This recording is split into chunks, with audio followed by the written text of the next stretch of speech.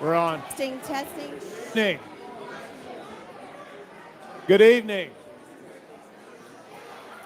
Hello. Good evening, everyone. Hey. Let's pay attention for just a little bit. Good evening. I would like to welcome Billy Lowe, pastor with City Church here in Milton, that will lead us in tonight's invocation. Thanks, Mayor. Let us pray. Heavenly Father, we're so grateful for the opportunity to gather. We're grateful for laughter and children and the life that they bring. God, we're grateful for this Christmas season and what it means to all of our lives. And Lord, we're grateful for this great city that we have the honor to live in. Father, as we convene tonight, I pray that you would give wisdom to the council and to the mayor as they make decisions and even to the conversations that are going on in this room. Lord, I pray that you be glorified in every way and that we would remember you and we would worship you, Jesus. We pray all this in your name. Amen. Amen. Amen. Thank you. I would like to call the regular meeting of the Milton City Council. Everybody. Mic on. Everybody, 1 second.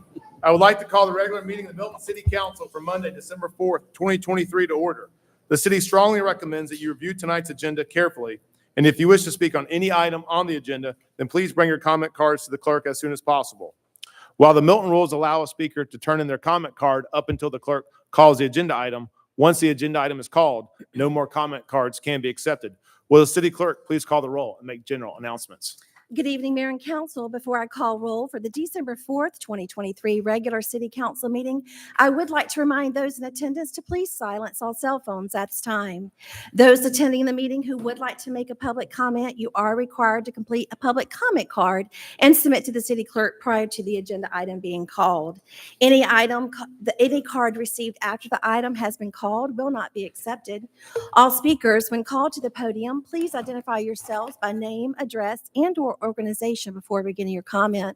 If you are representing an organization, a notarized affidavit is required stating you have the authority to speak on behalf of that organization. Please review tonight's agenda, and if you would like to make a comment, please bring your comment cards to me now. Demonstration of any sort within the chamber is prohibited.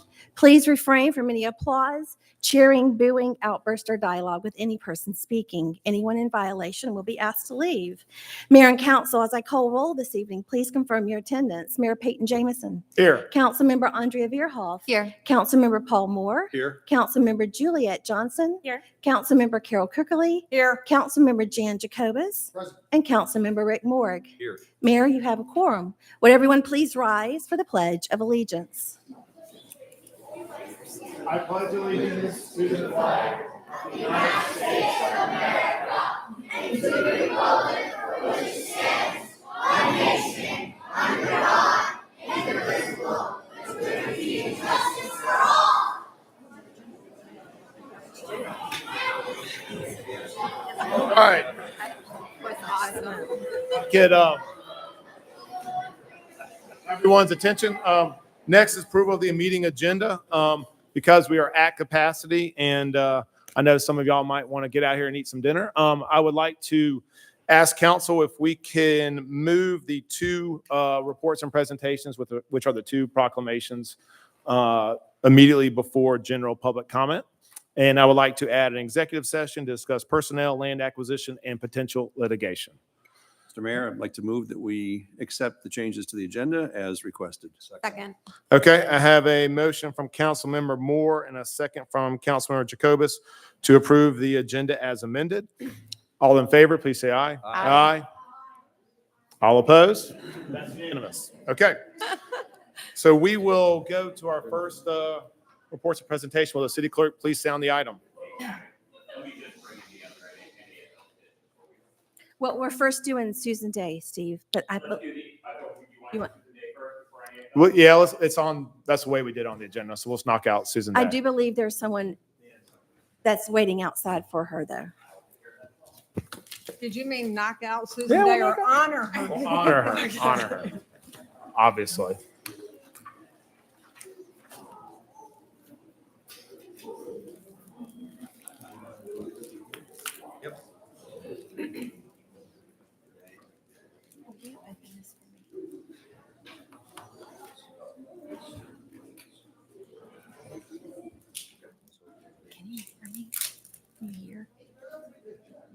you?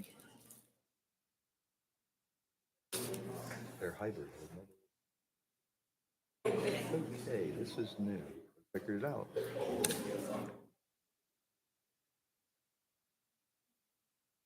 What's going on?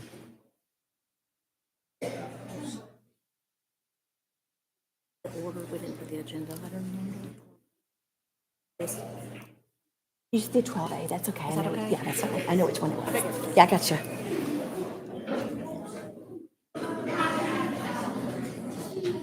We waiting on Nan? She in here? Can I start? I think she's really. Towards the end, Susan Day, Is Nan in here? Okay, can I start? Is Nan in here? exemplary seasons, National Football. Tom, Hey. is Nan in here? We can Are we do the ready? proclamation. We can do the NAFL first if we're waiting on her. You want to do the kids first? Tammy, we can just do the NAFL one first, and then we can get Susan. I in believe here. there's also people for the NAFL. Gotcha. And if we We're change good? around, Okay, Mayor, let's go ahead and start with the first right. reports and presentation item. It is a recognition of appreciation to Susan Day for service on the Milton Equestrian Committee. Councilmember Carol Kirkley. Thank you. Why, I finally spotted her. Susan Day is back over here. Just wave.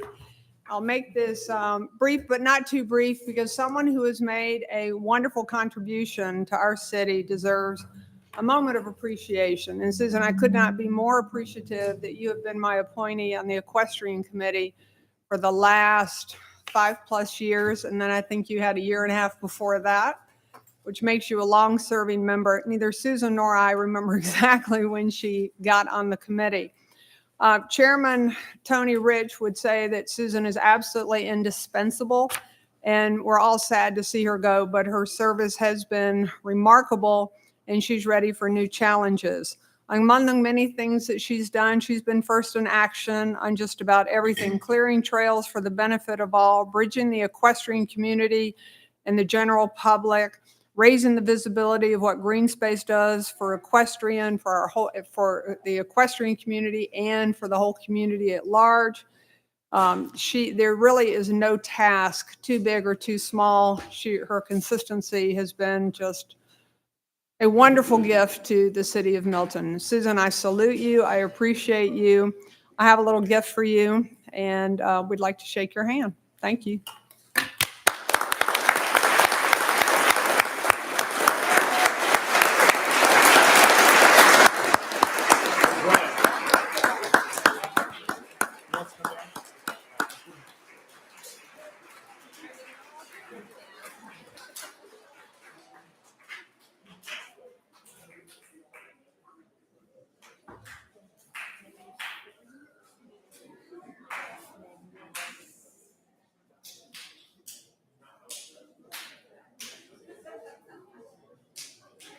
Okay.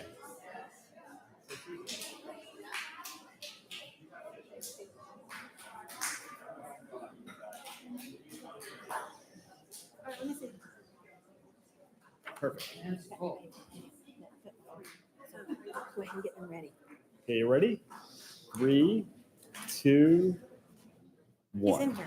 Perfect. Thank you. She said it might be a duplicate. Yeah. Thank you very much.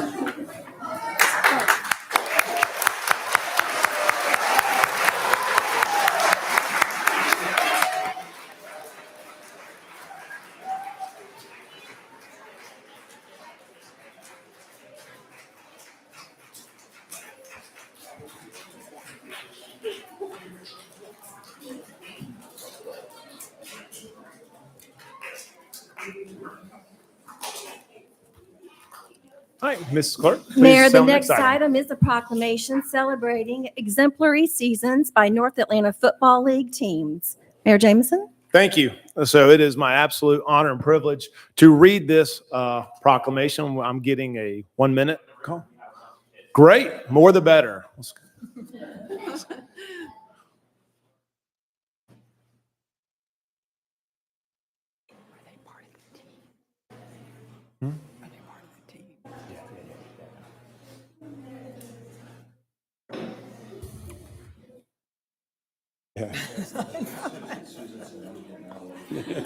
One head countdown. Well, we need a chair. 25. Yeah. Lose one.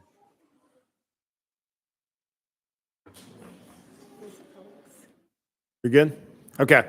So it is my honor and privilege to read this proclamation to the NAFL. They have been before NAFL, they were AYFA, and they joined with Milton, and they have been a fantastic football provider for us.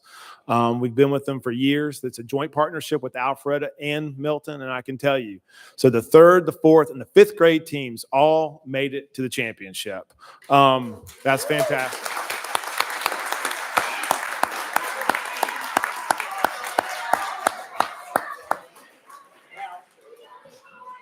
Now, the 4th grade team that I was on did not make it to the championship, so I'm glad I can read this proclamation for y'all. Y'all have done a tremendous job. I will tell you, hard work always pays off.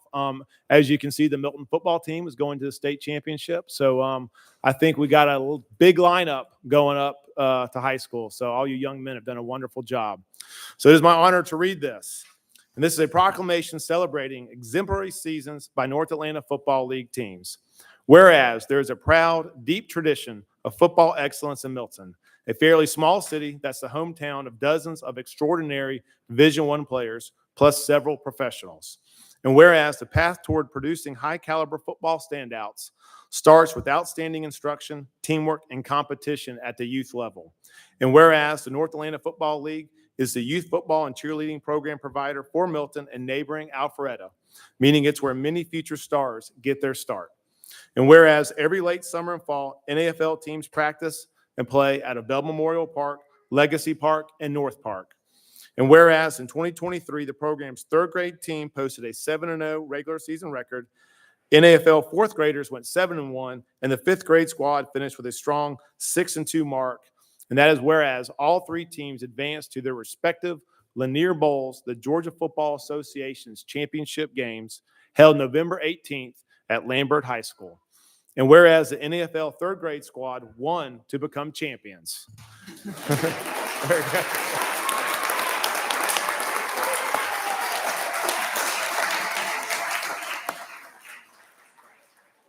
Whereas the city wholeheartedly commends them, their fellow state finalists from NAFL, as well as all the players, coaches, and families involved in this outstanding program. Now, therefore, we, the mayor and the city council of the city of Milton, applaud the 3rd, 4th, and 5th grade teams from the North Atlanta Football League for their exemplary 2023 seasons, given under my hand and seal of the city of Milton, Georgia, on this 4th day of December of 2023. Congratulations.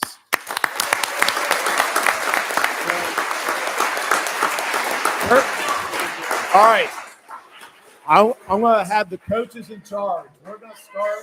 We're going to start with the 3rd grade team first. We're going to do a picture, then the 4th grade, and then the 5th grade team. So if the 3rd grade team will come on up.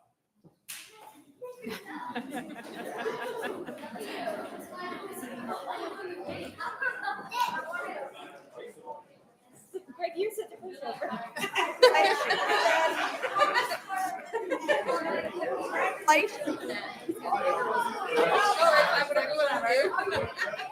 Well done.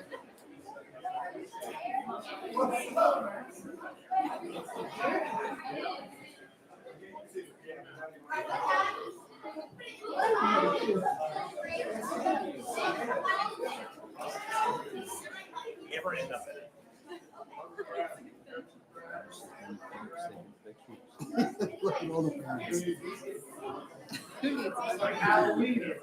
Here for us. That's a good thing, I think.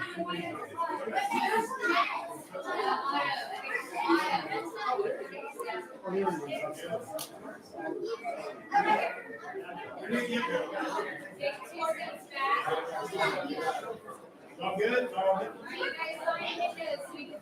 His mother and my mother. You know what? They live in the same community. Oh, yeah.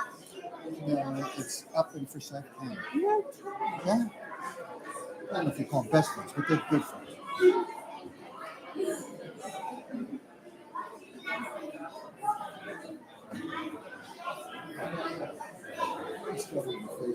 I know, I see that.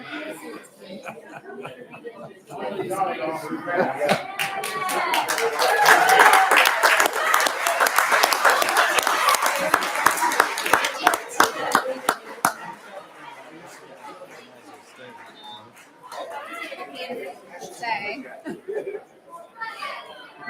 Hey, you sure just one? Is there, take just an extra. Thank you so much. Well, it's the same number.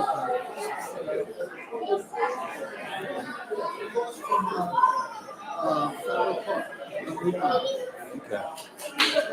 Oh, follow.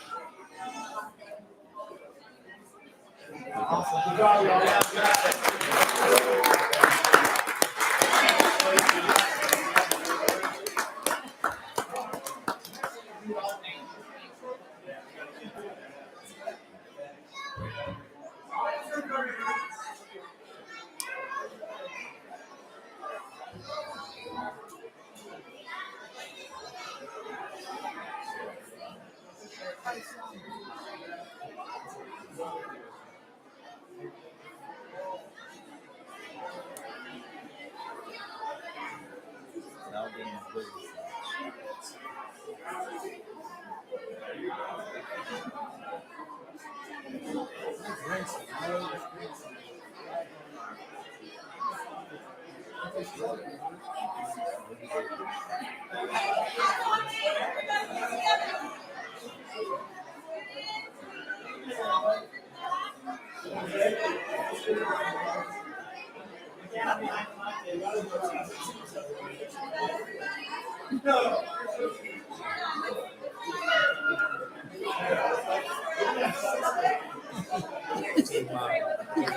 You can tell.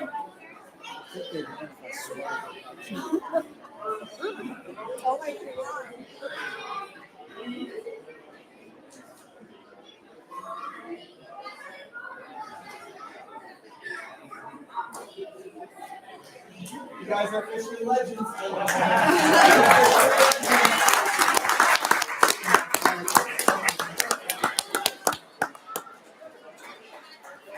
Take these. Thank you so much.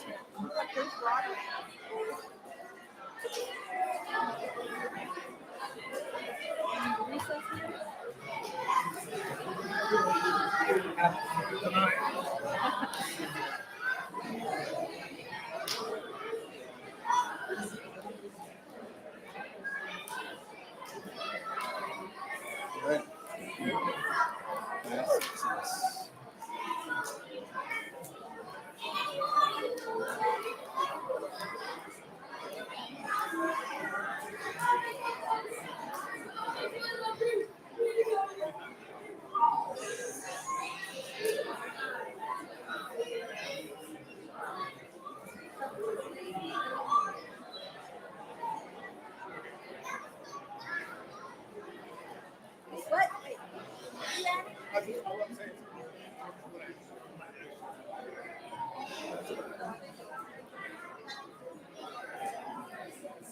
bet you half of them don't even realize it's on YouTube.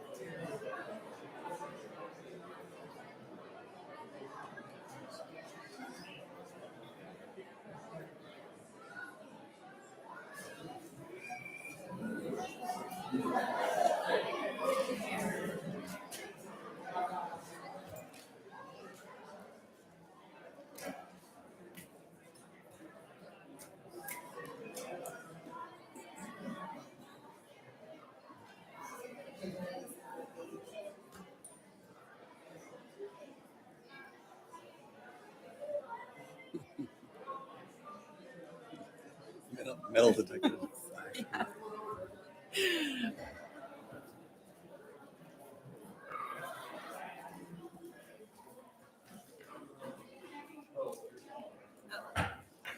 Okay.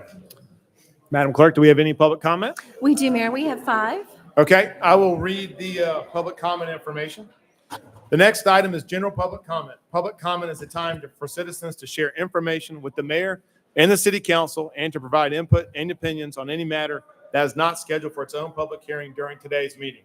Each citizen who chooses to participate in public comment must complete a comment card and submit it to the city clerk prior to the agenda item being called.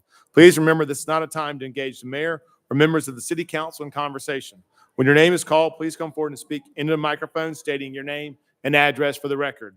You will have 5 minutes for remarks.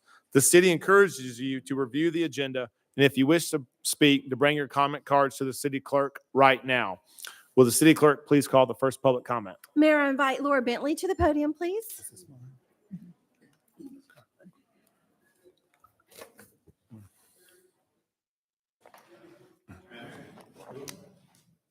Laura Bentley.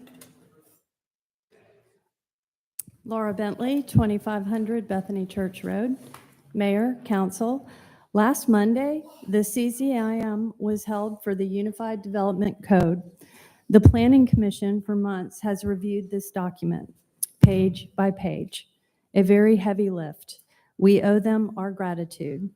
Tonight, under first presentation, there is a proposed text amendment that I ask the community and council to take under serious consideration.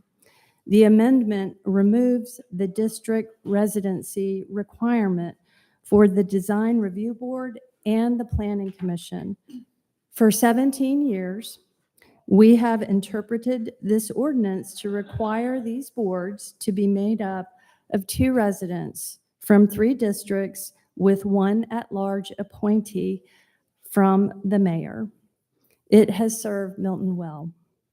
This proposed change could unfairly stack the DRB and Planning Commission with members from one area of Milton. Additionally, this proposed text amendment suggests the DRB now have input into special use permits and rezoning matters. One of the greatest attributes of our volunteer boards is the diversity of representation across Milton, which gives me great confidence in the process and the fairness. This proposed text amendment removes the in-district residency requirement and risks unbalanced representation. For many months, you have fielded concerns and challenges about the composition of the Election Feasibility Committee. It is your responsibility to secure these requirements and make credible the composition of these boards, especially when they have influence upon zoning matters. This important matter will be voted on December 18th, and I hope the community will further engage. Thank you. Thank you. Will you please call the next speaker? I invite Mary Cronk to the podium, please.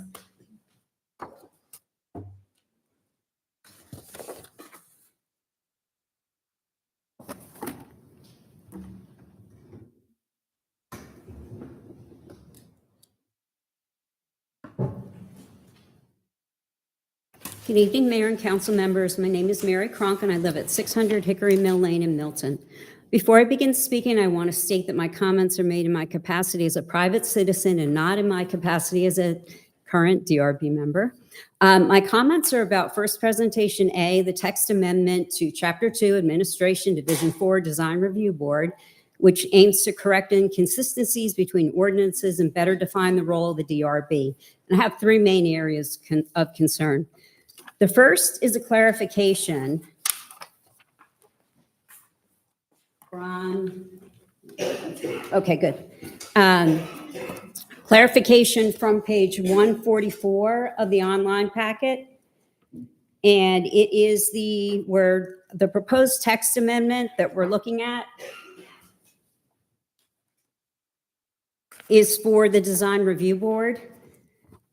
But the second line on this page says Planning Commission. And so that's why we're thinking this may also apply to the Planning Commission. If this is not correct, then this should be changed to just say Design Review Board. So that's the first. My second comment is about the residency requirements for the DRB, which is one of the changes required, proposed by this text amendment. And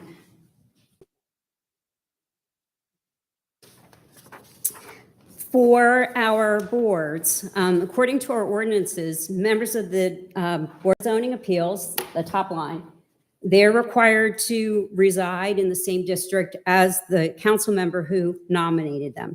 The same is true for our Planning Commission. But as you can see, for our Design Review Board, which is in the middle, we have 2 ordinances that address residency.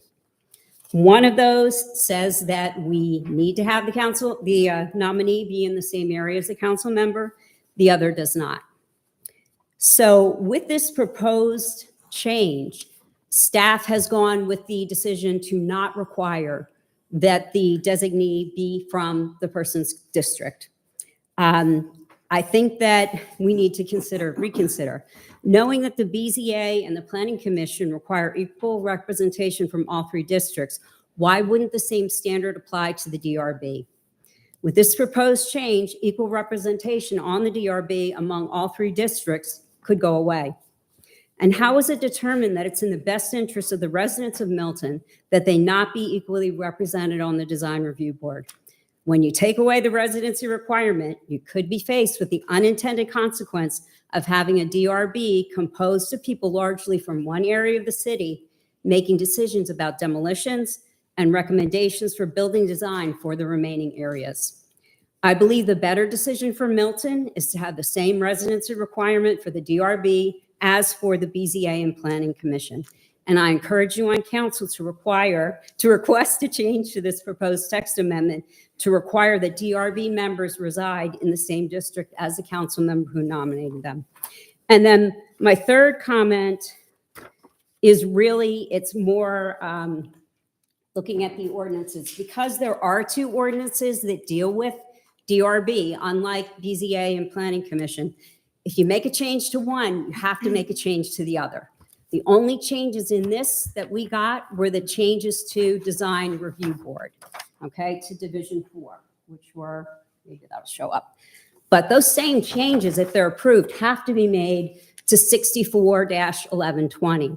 And they should all be done at the same time. Otherwise, this is going to come back to you again, or somebody's going to find an inconsistency among our ordinances, which is the goal right now, is to remove that.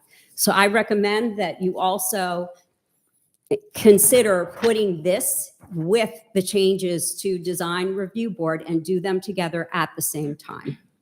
Thank you very much for your time and attention and for all that you do for the city of Milton. Thank you. Will you please call the next speaker? I invite Ryan Leah to the podium.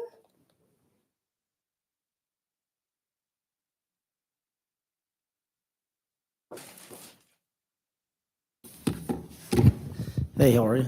Thanks for having us. That was awesome, by the way. That was definitely a memory for a long time for the kids. Here on behalf of Hopewell Baseball, Hopewell Youth Association. Can you state your name and address for the record? Sure. Ryan Lee, 295 Black Rock Trace. Here for a general comment regarding 23-323. Is that a new business item? Yes. So we're going to reserve that for new business. Okay. You wrote Discussion. 321, so we'll call you in that item. Okay. Sounds good. Thank you. Thank you. Yep. But good practice. That was good. Okay. So next Yep. time. Yeah. Will you please call the next speaker? Scott Statowski to the podium, please. He's on new business. Oh, okay, same thing. And Pete Roscom?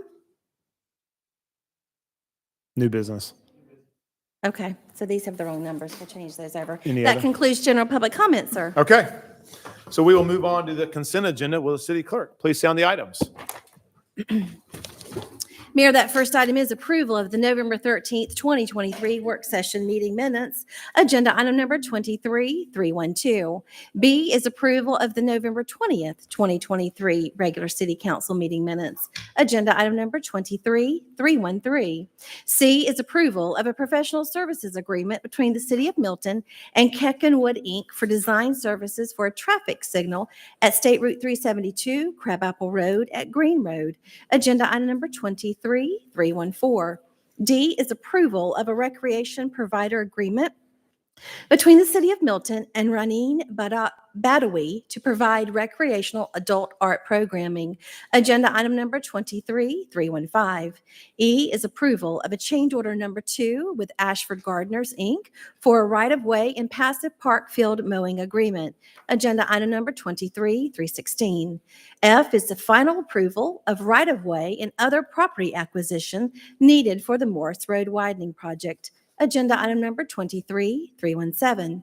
G is approval of a subscription services agreement and addendum number 1 with Forensic Logic LLC for use of CupLinks, a secure cloud-based law enforcement information network combining criminal justice information from local, state, and federal law enforcement agencies with public data records and supplemental metadata into a national amenity scalable and easily accessible data repository.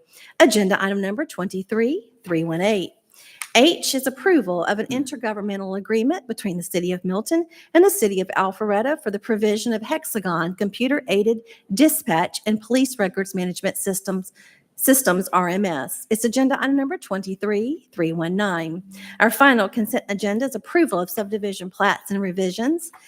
The development is Diane Holcomb and James and Martha Haddon at 15700 and 15900 Row Road, Land Lot 374 and 375, District 2, Section 2, a minor plat to subdivide the property into 2 tracts. Tract 1 contains 25.891 acres and Tract 2 contains 13.00 acres, a total of 38.891 acres and a density of 0.05 lots per acre. It's agenda item number 23320. Mayor Jamison? Thank you. Do we have a motion to approve the consent agenda? Mr. Mayor, I'll make a motion that we approve the consent agenda as read. Second. Okay, I have a motion from Councilmember Morgan and a second from Councilmember Burhoff to approve the consent agenda as read. All in favor, please say aye. Aye. Any opposed? That is unanimous. So we did reports and presentations. We'll move on to first presentation. Will the city clerk please sound the items? Item A is consideration of a text amendment to Chapter 2, Administration, Division 4, Design Review Board of the City Code as it relates to purpose, duties, recommendations, final decisions, and residency. Agenda item number 23321. B is consideration of an ordinance amendment to Chapter 56, Article 3 for residential speed zones. Agenda item number 23322. Mayor Jamison? Thank you. Do I have a motion on the first presentation items? Mr. Mayor, I make a motion that we accept the first agenda items as read. Okay, I have a motion from Councilmember Moore and a second from Councilmember Moore to approve the first presentation as read.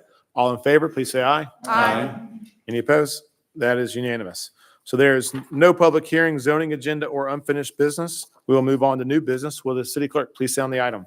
That item is council discussion, consideration, and possible direction regarding use and/or disposition of City of Milton-owned property located at 13480, 13482, and 13580 Hopewell Road, otherwise known as Fulton Tax County parcels, and I won't read all the parcel numbers. It's agenda item number 23323. Our city manager, Mr. Stephen Krokoff. Good evening, Mayor and Council. I am respectfully going to turn this over to Councilmember Moore. Great, thank you. Mr. Mayor and Council, I was the instigator behind the request to have this discussion this evening, and it was seconded by Councilmember Mooring to ask that it be put on the agenda this evening. I know this is not necessarily going to be a popular discussion tonight when we were just honoring the success of our Milton athletic programs, and this is by no means a reflection on anything that has to do with taking away from our youth programs. However, my purpose of my discussion is in the fact that this is a property that, as Milton took a look at it, has come under a great deal of scrutiny for a variety of reasons, not least of which is it the right place, at the right price, with the right topography, and with the right future use in an environment that is the first time we're placing a park that is, I believe it's the first time we're placing a park that was not either previously a park that was something we inherited and subscribed to and embraced as a part of the creation of the city of Milton. And we've acquired a couple of additional locations over the course of time as well that also were previously designated as an active park area. So there was something that was not new and different for the city at the time of its acquisition. This one's a little bit different. This one was not on our radar. It was not necessarily a property that we had identified as a city as, gee, here's X number of acres that absolutely meet our needs so we can check all the boxes as a perfect place and a location for an active park. And as such, there was a great deal of community organization and a great deal of community pushback when we initially made that announcement. The city went through its normal process. We took a hard look at the due diligence to make sure it was a property that could accommodate active park, since we were assessing it as an active park location. And we concluded that it did. I think we listened to the community at great length on a number of evenings prior to this evening where there was concern about whether or not we had done the proper due diligence and was this the right amount of park in terms of the land available to accommodate what people had seen as a potential placement of active parks on that property. As we go through our due diligence, one of the things that our staff is charged with doing is making sure that the build out of a park like that has the best possible layout. And so one of the things that eventually made it to the community for consumption was the largest possible build out for the park, which included a number of rectangles and several triangles, all of which is great. We should always go through that process when we're making a measure of the right place for that. Now, having said all that, inconsistent with the measure that we had made was whether or not we were having an undue outcome, unexpected consequences that may cause a different measure of whether or not this property is the right one. If you look at the surrounding community, there are a number of neighborhoods immediately around it that will be impacted. You may have seen the signs as you traveled on Hopewell Road about if you're concerned about traffic now, what will traffic look like if a mega park is introduced? And the term mega park has been one that's been sort of embraced as what will likely go there. And that brought great concern to me as a member of council and somebody who cast a vote in favor of acquiring this property for active use. One of the things that we also had was the engagement of the equestrian community saying, oh my goodness, do you realize that this particular property is surrounded by some of our most significant and some of our best examples of what Milton stands for, which is a community that finds balance and finds value and finds heritage and finds our logo in terms of what we believe is an important balance to have. And that is a strike between the assets and the resources and the retail and commercial that creates a sense of place in our brand of a city as Milton, in contrast with the preservation of our rural heritage, which has a wonderful history of embracing the equestrian community. In this particular instance, each one of us on this council at one time or another in the past several months since the acquisition of that property has expressed to the community the fact that we believe that we may have reason to rethink that acquisition. And I'm one of those. I will own the fact that in this particular acquisition, I did not do what I normally have done in other significant decisions for this city, which is to physically go to the location and take a hard look at it and what impact it may have. And many of us on council have expressed the same concerns.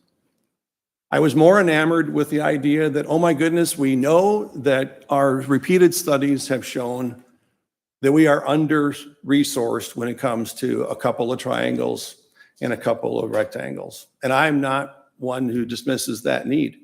I raised 3 children in this community. Most of them went through the program before we became a city of Milton, but my son played in the same program that you guys are a part of and went on to play Division I football, rising up through what was the Alpharetta program then. So I take great honor in the fact that we have provided great resources to our community. We stand still to this day, the obligation as a community to do what is right for our community. Acquiring of active space is one of the most important things we can do to ensure we're providing all the appropriate resources for our community, not just for today, but for the future. And we are definitely under-resourced. But my concern for bringing this forward this evening and where I wanted to foster healthy conversation is for 2 reasons. One is my tenure on council comes to a close with only 2 more meetings left. I own the responsibility of having cast one of those 7 votes to acquire this property.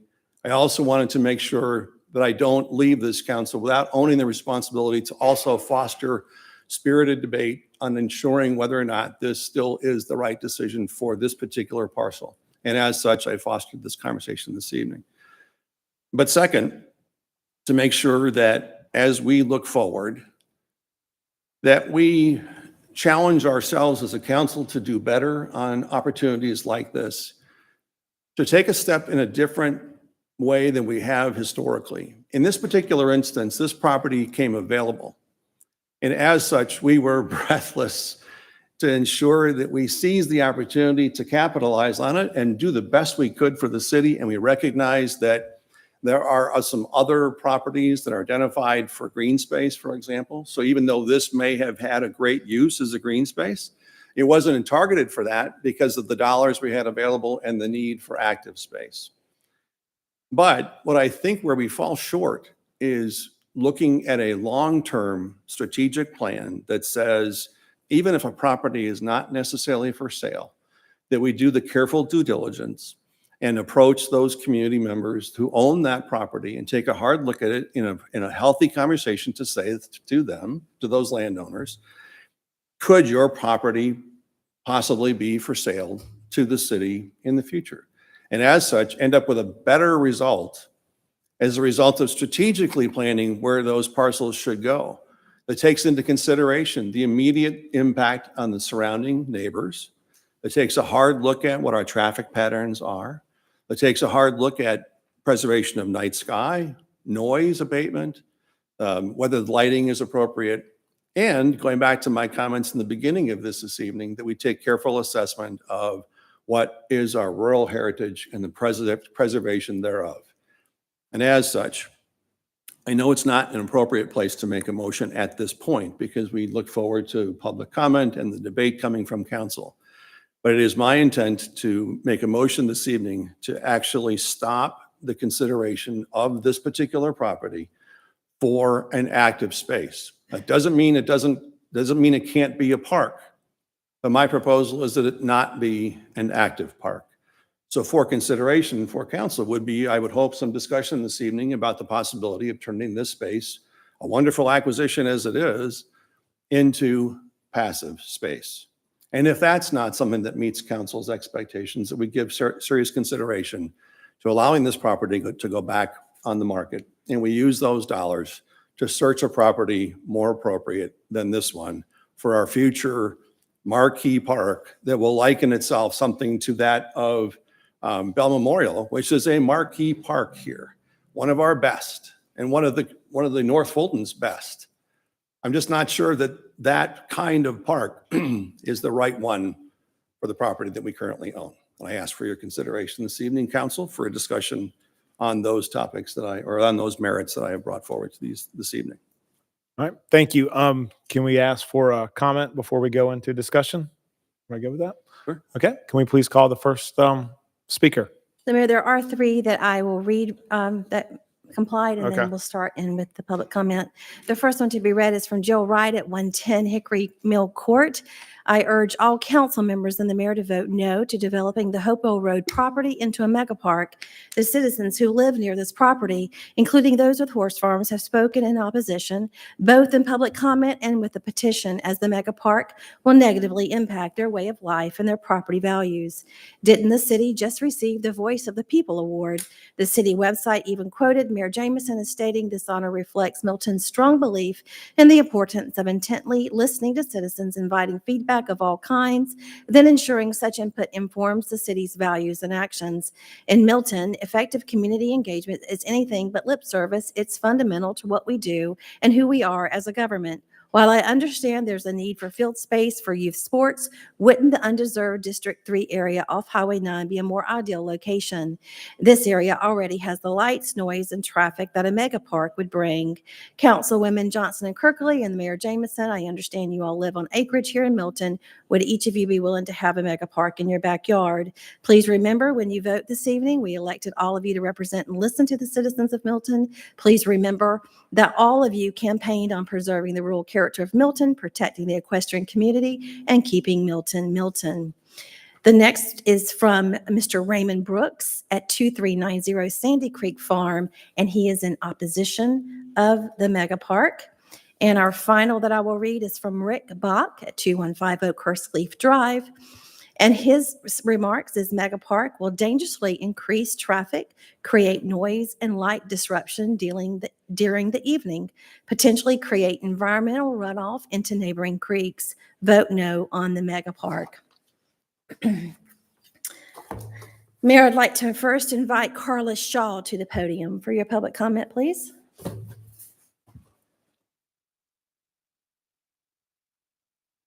And Tammy, it's 5 minutes? It's 5 minutes, and I will give a 1-minute warning and then let everyone know when time has expired. Okay, and how many speakers do we have? We have 20, Okay, 22, I'm sorry. 22.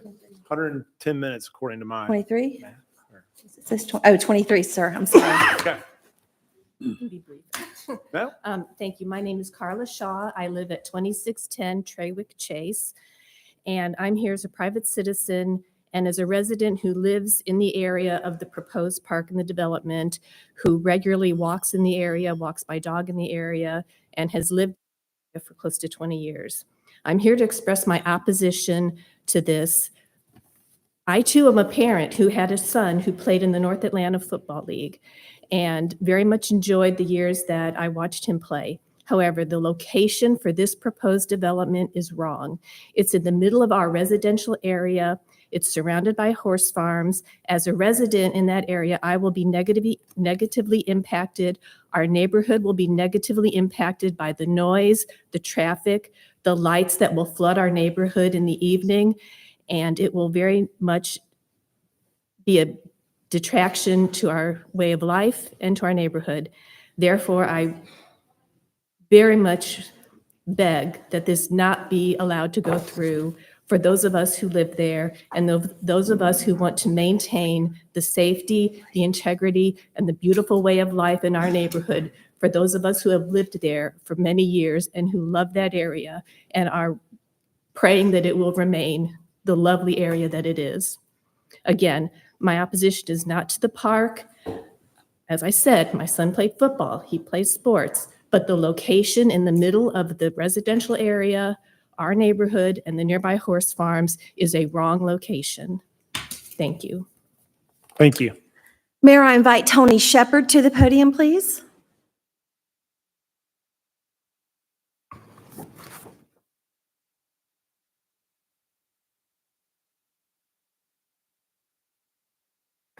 Tony Shepard, 710 Nettlebrook Lane.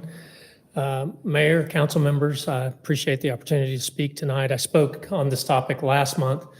Before I start, I wanted to congratulate the North Atlanta Football League on their successful season. I mean, that's awesome. I know growing up in North Alabama, I've also played sports and had access to ball fields and things like that. So I know how important that is. Our Little League team went to the World Series in Tennessee, and our football team went to the state playoffs.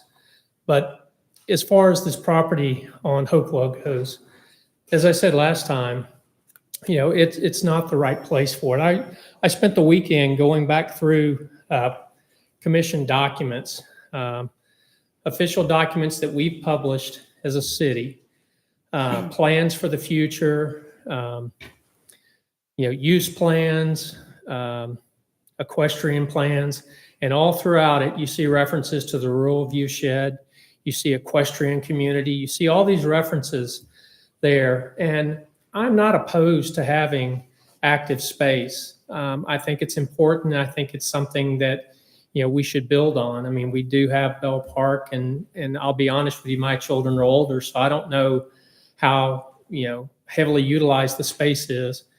But I also know that we homeschooled our kids, and we never had a permanent space. We ran a homeschool athletic league called North Atlanta Christian Flight, and we had to use other people's facilities. We had to rent basketball facilities and soccer facilities and everything else. So I'm familiar with not having a home, and it's not something that's easy, but it's not insurmountable. But again, as far as this property goes, we have horses directly across the street from this property. And, just the thought of having the additional traffic, the lights, the noise, and all the active, ongoings that can happen in a space like that is just not conducive with the tenor or the spirit of what Milton says is they're about, and especially on that road. So I would just appreciate Councilmember Moore and Morrig for your service and for everything that you guys have done to this. And I would ask that you give serious consideration to moving to vacate this decision to act on this property and vote no on it. Thank you. Thank you. Mayor, I invite Cindy Hester to the podium, please.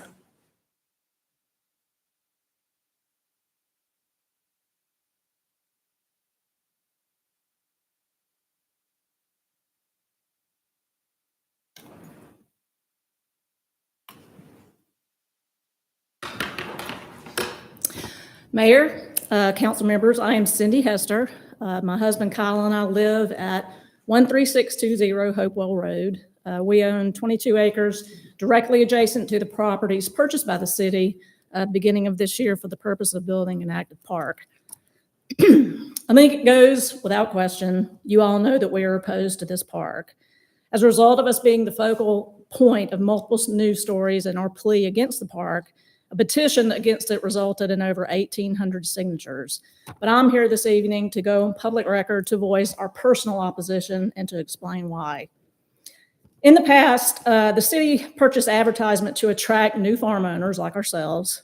The advertisement was, and I quote, "As much as anything, people in Milton love our equestrian lifestyle. Consider buying a farm here so you can call this special place home." End quote. We actually took that advice and we invested in a farm in Milton in 2019. Once we moved in, we started a business where we purchase, train, sell, lease, and show jumping horses. The youth in the community who have an interest in riding yet can't afford to house their own horse benefit from this operation on a daily basis. I've got a whole paragraph here on what the adverse effects of a park, but I'm not gonna beat a dead horse. I think we all understand, what can happen when you have, what he just described as lights and traffic and all that stuff right next to a horse farm. So our basis for this, I'll just skip that part. Our basis for this opposition is pretty straightforward. Number one, the loss of active horse farms. This location for an active park would have significant adverse effects on not only our farm, but others in the vicinity who have horses as well. Establishing a buffer zone between active farms and parks is crucial in mitigating potential stressors for the animals and the safety of their riders. There is zero, let me say again, zero buffer zone between this property and our farm. We already can hear, Kings Ridge, North Park, and some of Cambridge High School activity, and they're approximately 2 miles away. Can you imagine the activity being literally 10 to 20 yards from our property, from our pastures? Number two, the diminishing of Milton's brand. When you replace horse farms with asphalt sports parks, you diminish the brand of the city and why we all moved here. That brand is what props up all of our property values. You chisel away at that brand and watch how it diminishes the value of living in Milton. We also want to emphasize this is not a horse farm owners versus youth sports fight. It's hard to say. In contrast, we are very much an advocate for youth sports for all the positive outcomes it provides. However, due to the reasons that we've stated, it would be damaging to not only us, but to Milton as a whole if this particular property purchased on Hopewell Road is transformed into a sports park. Our neighbors, who you'll hear speak, who have also mobilized to fight this in every way possible, can provide significantly more information as to why this property is not suitable for this purpose, including traffic and environmental issues that would impact them as well. Lastly, thank you, Mayor, and the council members who've actually taken the time to come to our farm and look around. We invite all of those of you who have not seen the property to come by and to understand, why we're asking you to seek another location better suited for an active sports park. Thank you. Thank you. Mayor, I invite Melissa Airy to the podium, please.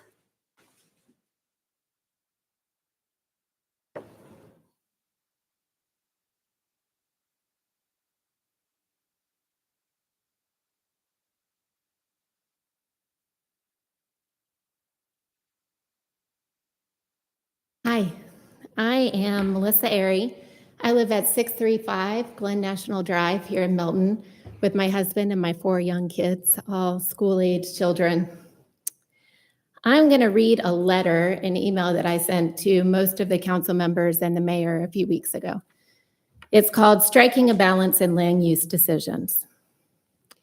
Dear council members and Mr. Mayor, I'm reaching out as a dedicated citizen of Milton, Georgia to express my concerns regarding the upcoming vote on land use.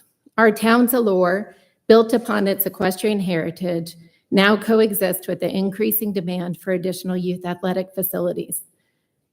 I deeply value the equestrian community's contribution to our town's character and property value. Simultaneously, I recognize the increasing demand for sports facilities to cater to our thriving population, including my own children who play baseball and lacrosse. I implore you to consider a proposal that does not jeopardize our equestrian community with a large sports complex.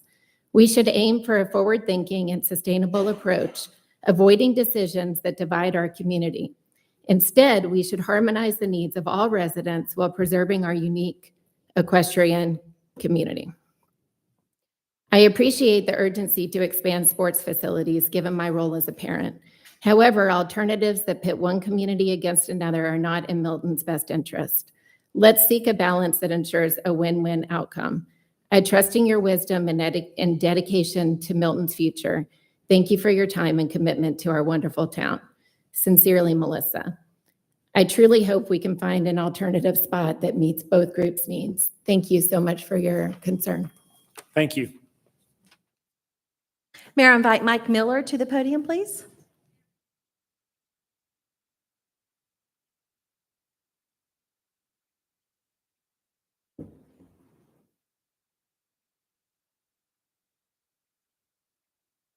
Hey, how are you guys?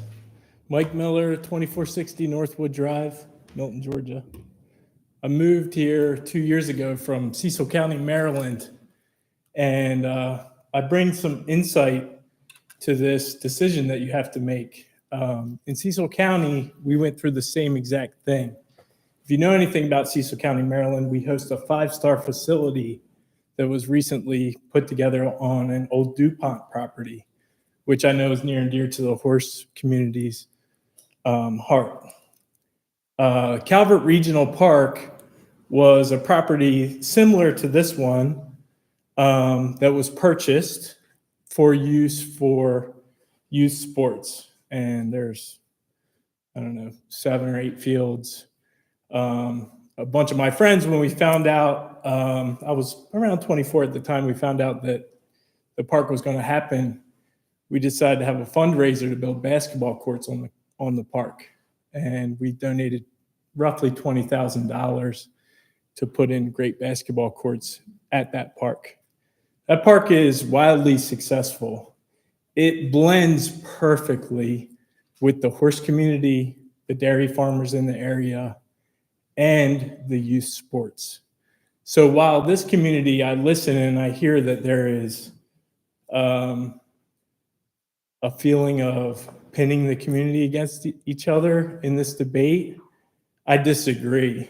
I looked at the property. It's very close, within 2 miles to downtown Alpharetta, which is great. The traffic is already there. It's gonna spew, into the town and not push up as it does in Bell Memorial Park, where it gets kind of deep in the woods. I know that you have a facility or a property up near Birmingham. I think it's designated for use for the equestrian community, and that's a great spot for that because it's off the windy roads.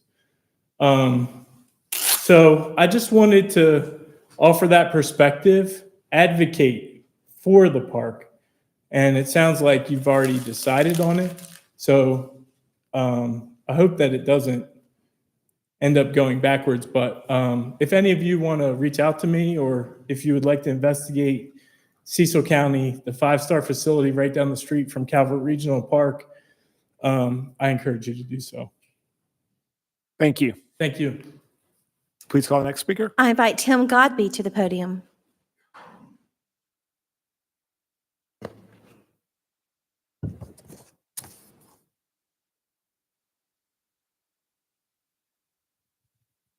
Hello, thank you all for having me. My name is Tim Godby. I am the director for Eagle Sticks Lacrosse. I've been the director for 18 years.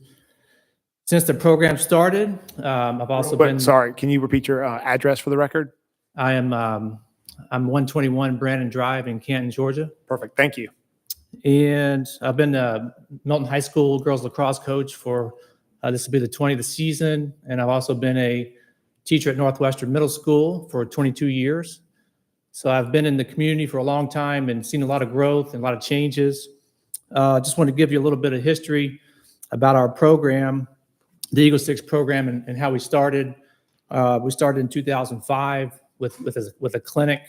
Lacrosse was still new in the area, in the community. And it was, it was after school, a couple of days a week. We were using whatever space we could get at the Milton High School practice facility. Well, that clinic grew to the next year to some teams that we would play in local leagues. That one team grew to 2 teams. Then we grew to younger ages.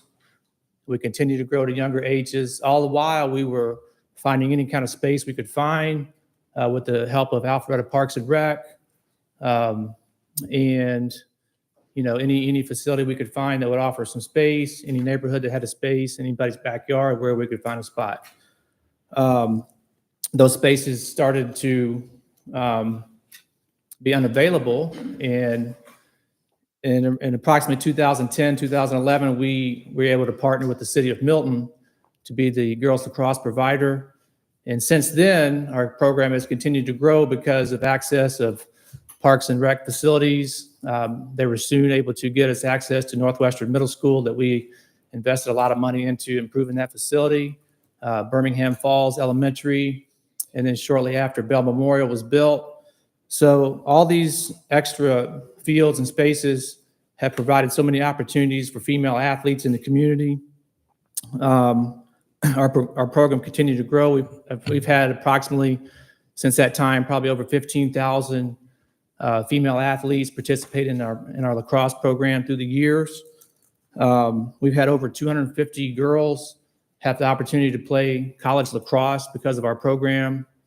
You can turn on ESPN in March and April on any weekend, and you'll see someone playing in a college game that came through our lacrosse program.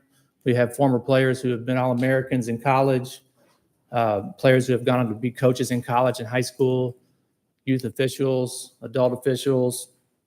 None of this would have been possible without the help and partnership of the city of Milton. So we're very grateful for everything you guys have done for us. We are kind of at a point in our program where there is room to grow, but we're kind of at a spot where we can't grow anymore. We are using every facility that's available to us: Northwestern Middle School, Bell Memorial, Legacy Park, and fitting in times any way possible with all the other programs. There's a lot of programs that need field space in the community, and it's very difficult. Sometimes we have to practice late at night. Kids are getting home late, making it difficult on parents. We have parents that have siblings at a legacy park and another sibling at Bell Memorial at the same time on the same night. And you can imagine how challenging that is to get your kids in different locations so far away. As I hear people from the horse community suggesting that the city find different land, I just ask that is there even land available for different parks to happen? If there is, that would be great. But if there's not, we don't want to miss out on the opportunity that we have in front of us right now to continue to help provide opportunities.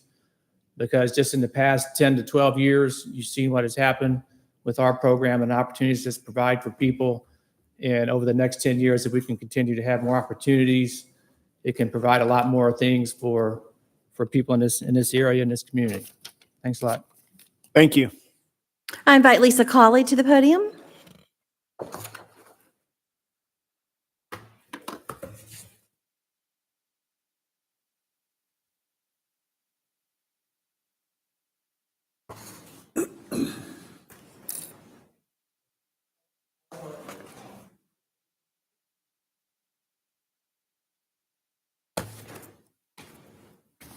My name is Lisa Colley. I live at 14680 Freemanville Road. I'm here today to express my concern about the proposed park on Hopewell Road.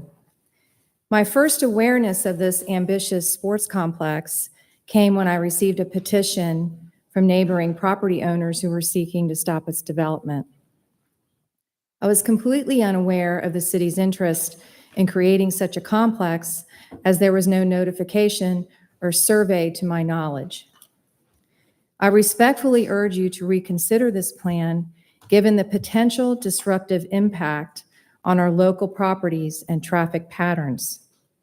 It is akin to the construction of a school, which has considerable influence on a community's dynamics.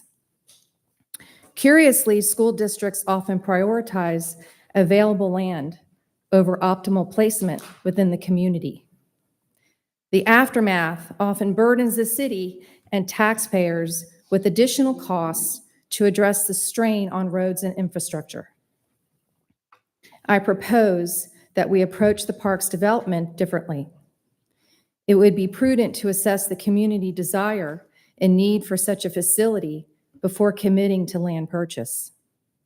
There is a pertinent question here. Has the community of 40,000 been surveyed to determine if it wants a mega sports complex? And if so, where should it be located? During election periods, there is palpable desire to represent the diverse and the densely populated communities like District 3. The recent election saw extensive discourse about providing equal voting opportunities for District 3.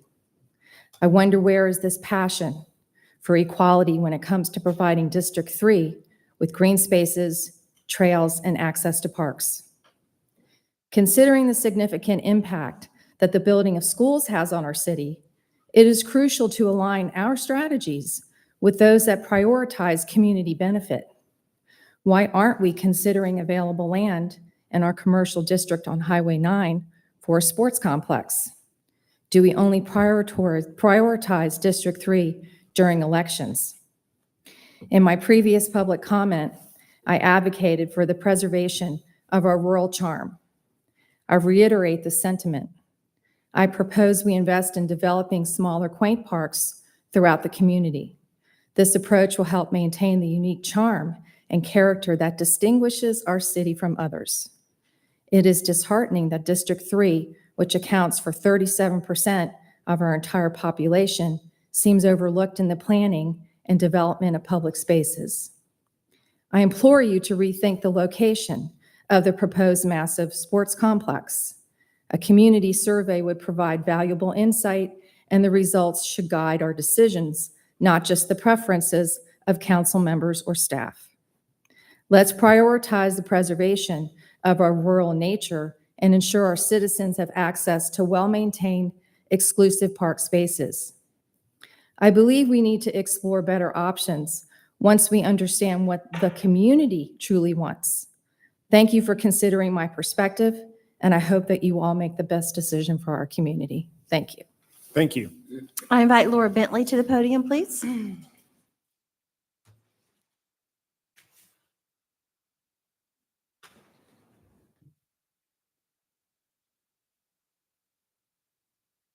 Laura Bentley, 2500 Bethany Church Road.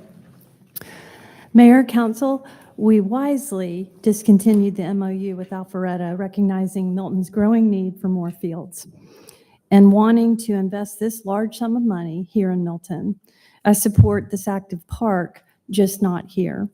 Thank you to those on council who have openly acknowledged that the decision to purchase the Hopewell parcels for an intense active park lacked a rigorous vetting and is not suitable. The community appreciates the opportunity tonight to comment and witness your discussions as you search for a better solution. Here are a few suggestions. Find a better location. It is understandable if the cost to relocate costs more to get the right fit. A park of this magnitude needs to be closer to population density, services, and infrastructure. There are remaining AG1 parcels to consider that check these boxes. Sell the Hopewell parcels and get our investment back. Farms are in demand. Hopewell Road is a gateway to rural Milton. It is suitable for open road farms. It should not be difficult to market those properties and reclaim that investment to redirect to a better location. Consider also selling the Mayfield Park in Alpharetta that Milton co-owns with Alpharetta. Use that money to possibly fund a better location. We don't need to be maintaining parks in other cities. Service providers, for example, Eagle Sticks, great program. They do profit from utilizing Milton City parks. It's time to require for-profit organizations that profit from our parks to cost share. A great example of this is Alpharetta, the partnership they have forged with the equestrian community through the Wills Park Foundation. Finally, please try to fix the process that lands us here tonight and do better and more ahead. Thank you. Thank you. Mayor, I invite Pitts Carr to the podium, please.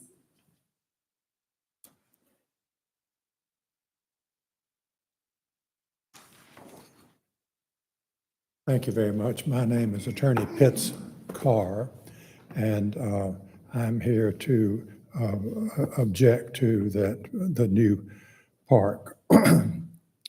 My address is 13515 Willowbank Lane in Milton. My wife Julie and I recently learned of the plan by the city to build a new multiple acre, some say 24-acre park adjacent to Hopewell Road, very near our home on Willowbank Lane.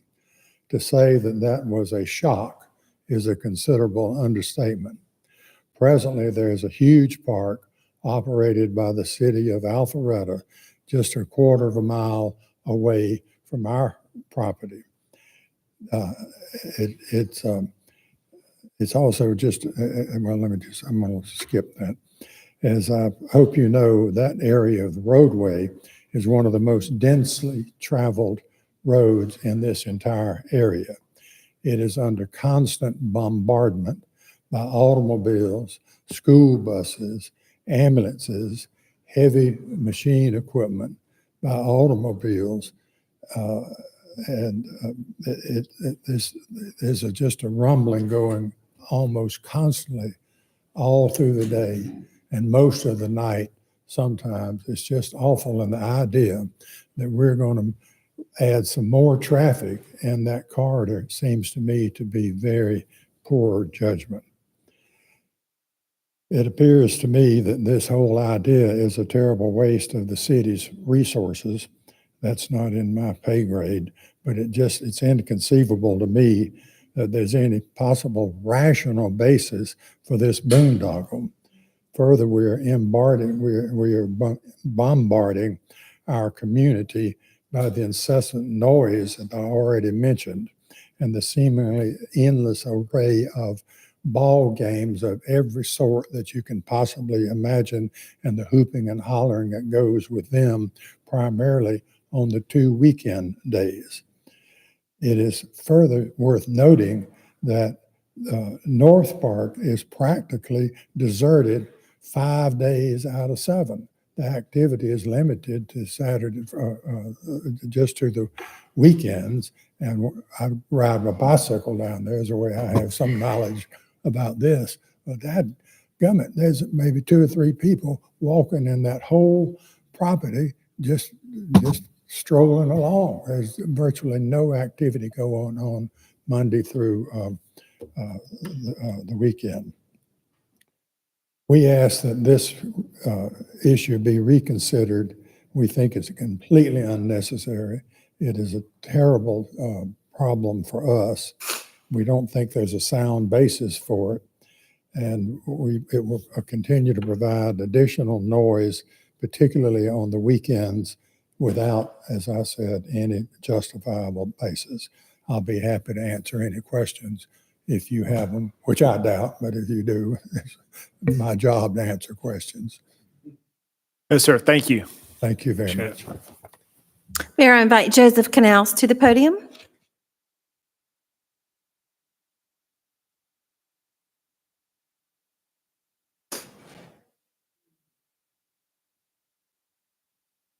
Thank you, Mayor. Thank you, council members. I am Joseph Canals, 800 Cooper Sandy Cove, Lakes of Cooper Sandy Cove. What the heck? Lakes of Cooper Sandy Cove. I'm also a father of 6, 4 at home, between 3 and 13. To the mayor, council members, I rise in opposition to this park. Similar reasons as the citizens are very articulate about their reasons, primarily due to noise, traffic, which is a continuation of what everyone else has said. If I don't live as close as the Hesters do to this park, but people in my neighborhood hear Cambridge, we hear Kingsridge, no offense, Miss Johnson, we hear Pamelot still, and it disturbs the quiet enjoyment. I am a father of a 3-year-old. When I was here last, I was a father of a baby. So I got 3, 7, 3, 8, 10, and 13 at home. I don't think I have to repeat anything that everyone else has said, other than I am not articulate. I usually have an attorney with me. And if this goes further, I see my quiet enjoyment being disturbed. I see my property values being disturbed. And I don't know what consideration the council has given to some of the legal concerns they're going to have, and maybe you have, regarding how that's going to impact the citizens and what liability you may or may not have for it. You may be exempt from it. But I would intend to seek any means possible to stop it by engaging, as I said, any means. Has there been an environmental study? Has there been a Department of Transportation traffic study for congestion? Has there been anything studied in regards to the groundwater? As I understand, there's a problem on the current property that could cause runoff for other people. So not only do I ask you to table this for now until you have the next council and maybe do some studies, maybe poll some of the citizens in the surrounding neighborhoods that are going to be impacted, but flat out just cancel it. Sorry, very inarticulate. Thank you for your time. Appreciate your consideration and listening to me. Thank you. David Campbell, I invite you to the podium. David Campbell.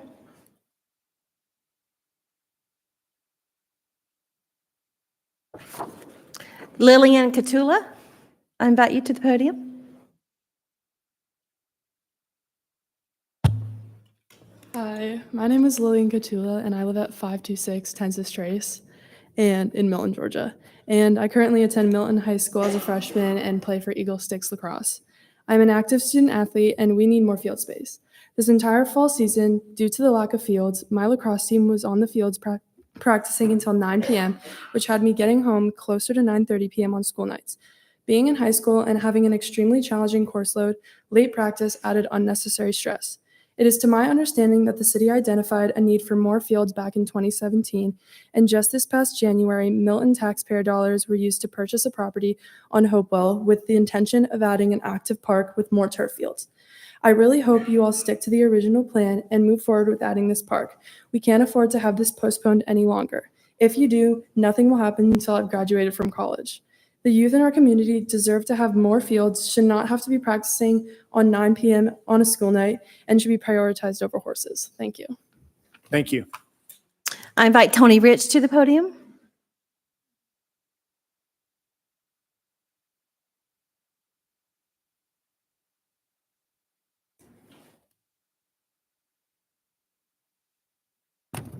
Good evening. Hard to follow that up.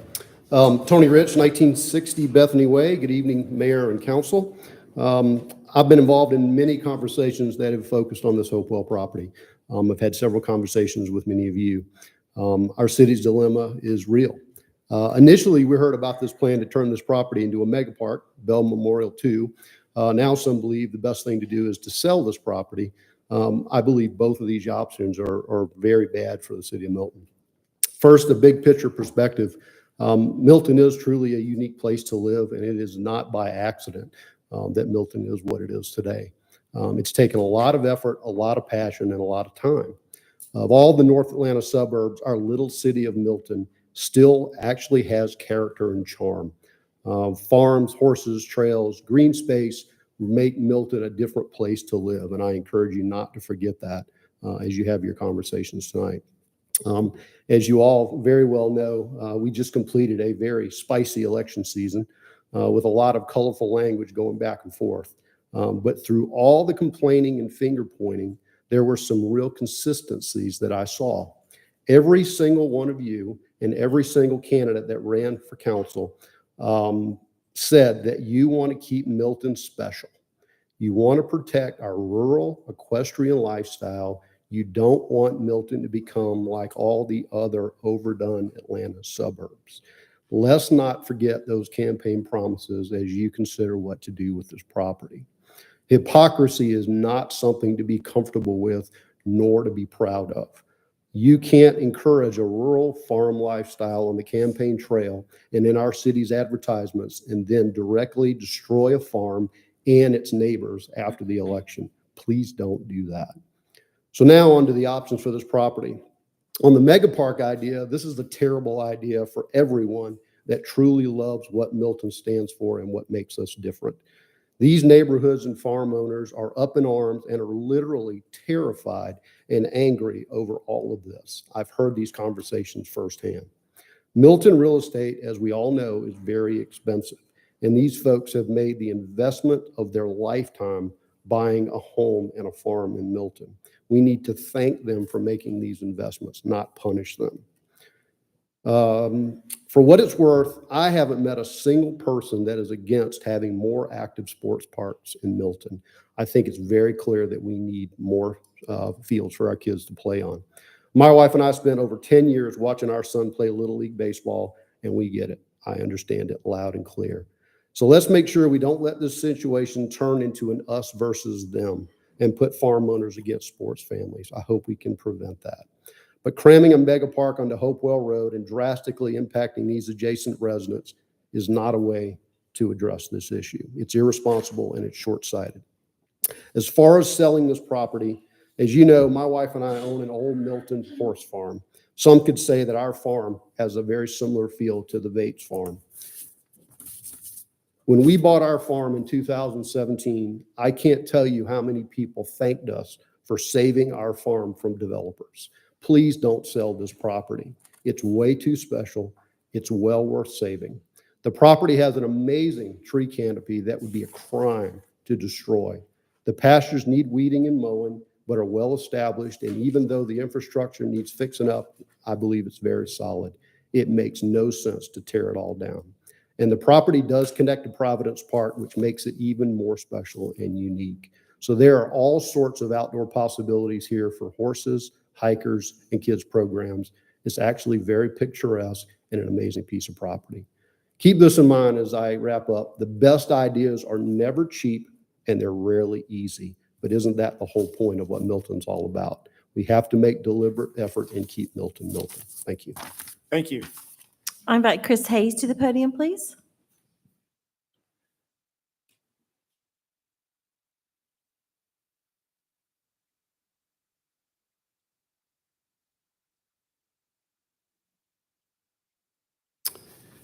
Good evening. My name is Chris Hayes. I live at 13585 Hopewell Road, directly across from the proposed project.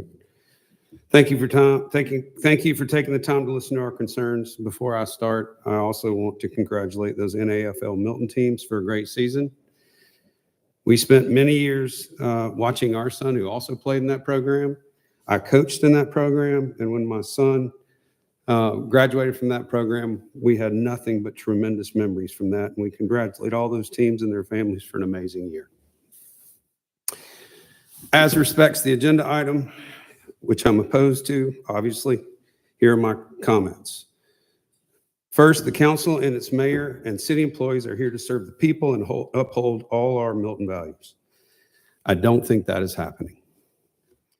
The city acquired roughly 40 acres, the Hudson-based horse properties, in a geographic area that is completely surrounded by horse farms and neighborhoods. The city paid roughly $4.5 million for this land, and based on its published plans, the land has roughly 17 to 18 acres that are not in protected wetlands or floodplains. I would ask, has the city confirmed that Milton can even use anything outside the floodplains? The answer is no.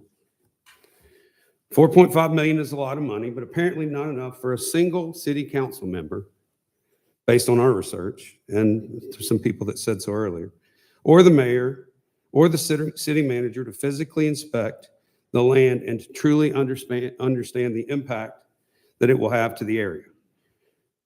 Furthermore, as has been confirmed, there was no due diligence done around environmental, noise pollution, traffic impact, real estate valuations, nothing. So let's say that the city moves forward and gets it approved.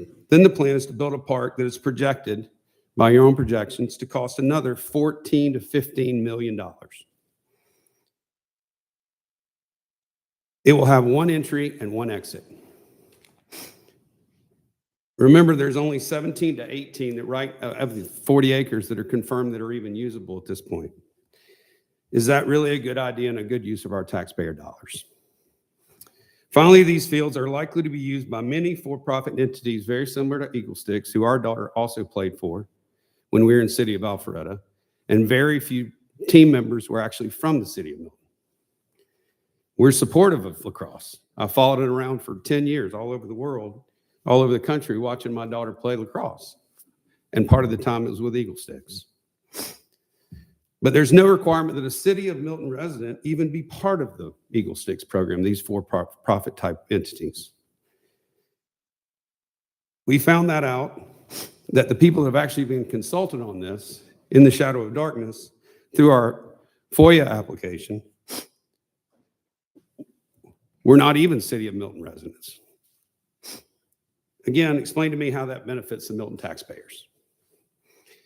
So is $20 million a good use of our taxpayer money to destroy what amounts to well over 100 acres of horse property at the epicenter of Milton? It's the thoroughfare to what is our beautiful homeland. Remember our core values that you all ran on to get elected. The slogan is, keep Milton Milton, with horses on the slogan. For me, the biggest disappointment in this whole process is how secret the entire project has been within the city of Milton and its administration. Usually in situations like this, the easiest way to get true answers is to follow the money. We hopefully that you vote no on the project, so that's not necessary. However, everyone on this panel, including the city commissioners, the mayor, the city manager, and all its employees have an oath of office that requires you to uphold the ethics of the city of Milton. Finally, I want to be clear that I'm not opposed to recreation at all. I'm simply opposed to this location. We spent years involved in recreation with our kids as they came up through the recreational programs. We volunteered, we built buildings, we built park improvements, all in our time. And it's part of our culture. I implore the council to do the right thing and let's keep Milton Milton and push back on those that want to make it something less desirable. I also challenge you all to go to visit Bloom Coffee Shop across from Bell Memorial Park around 9 p.m. any night and see if you think the lights that are there are where you'd want to have a horse park. I implore you to vote no. Thank you. I invite Christy Hayes to the podium.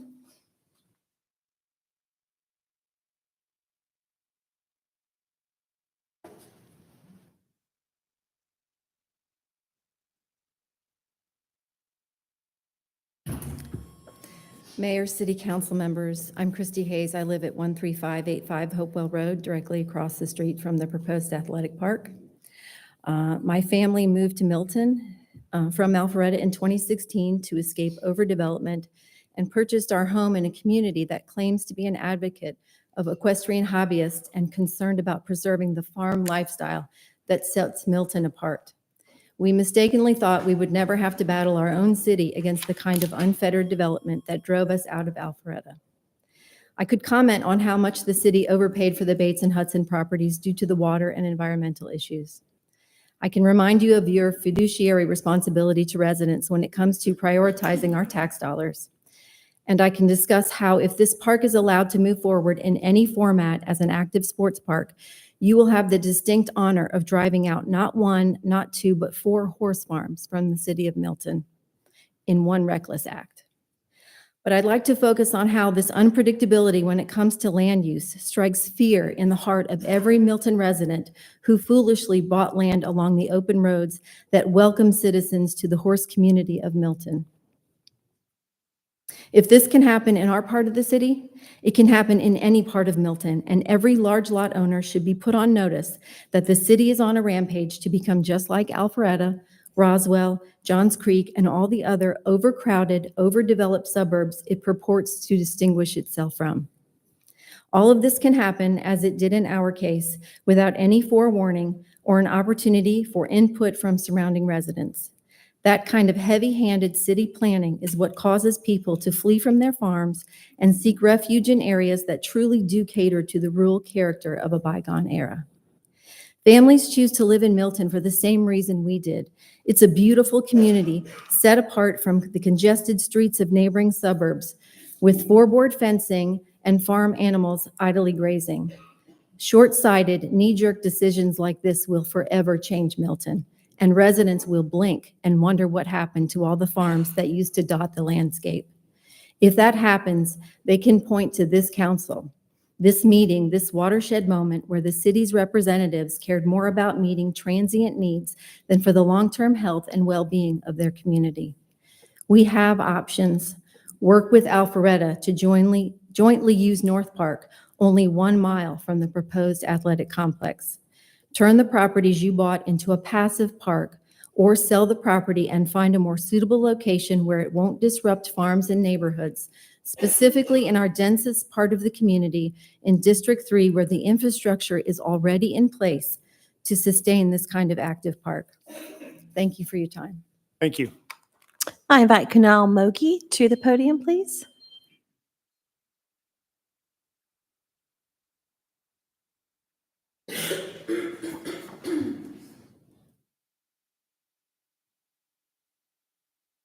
Good evening. My name is Kunal Moke. I live at 2390 Hopewell Plantation Drive in Milton, Georgia. Thank you for your time today. I just wanted to express my opposition to this park also. A lot of my neighbors have done a fantastic job of enumerating all the reasons why. I live in the neighborhood right across, I guess, perpendicular to Hopewell Road, so Hopewell Plantation, Hopewell Road. So some of the issues when it comes to traffic, light pollution, noise pollution, safety, I feel very acutely, and I am concerned. My neighborhood tends to be more of a It is a proper neighborhood, but it tends to be a thoroughfare for folks going from Windward or Cogburn over to Hopewell. It ends up becoming a cut through. I certainly have seen lots of bad driver behavior, let's say, speeding, not stopping for school buses, et cetera, et cetera, et cetera. And I can only see that this will increase even more if we have a location like that right there. I'm very concerned about that. You know, we have a wonderful neighborhood. We have kids. We have folks walking their dogs. We have people jogging at all points of the day, and up to and including the weekend. So this is a big concern for me. So I would also ask you respectfully to not place the park at that location. I'm a big advocate for youth sports. Both my kids utilize all the different facilities around here. My son is on the lacrosse team. In fact, one of his coaches is here, who's probably going to go have a different thing to tell you. But regardless of that, I do believe in youth sports. I think it's been a gigantic benefit for my kids, especially through COVID. You know, we were out playing when other people were downstairs playing video games. But this is not the right place for that park. We just need to find a different place for it with the infrastructure where it doesn't have the same issues that we've heard. And again, my neighbors have done a fantastic job and will continue, I'm sure, to talk about all the different points. Please, let's really take a hard look at that, other alternates, and let's not have it where the current location is. Thank you so much for your time and attention. Thank you. May I invite Jen DeRover to the podium?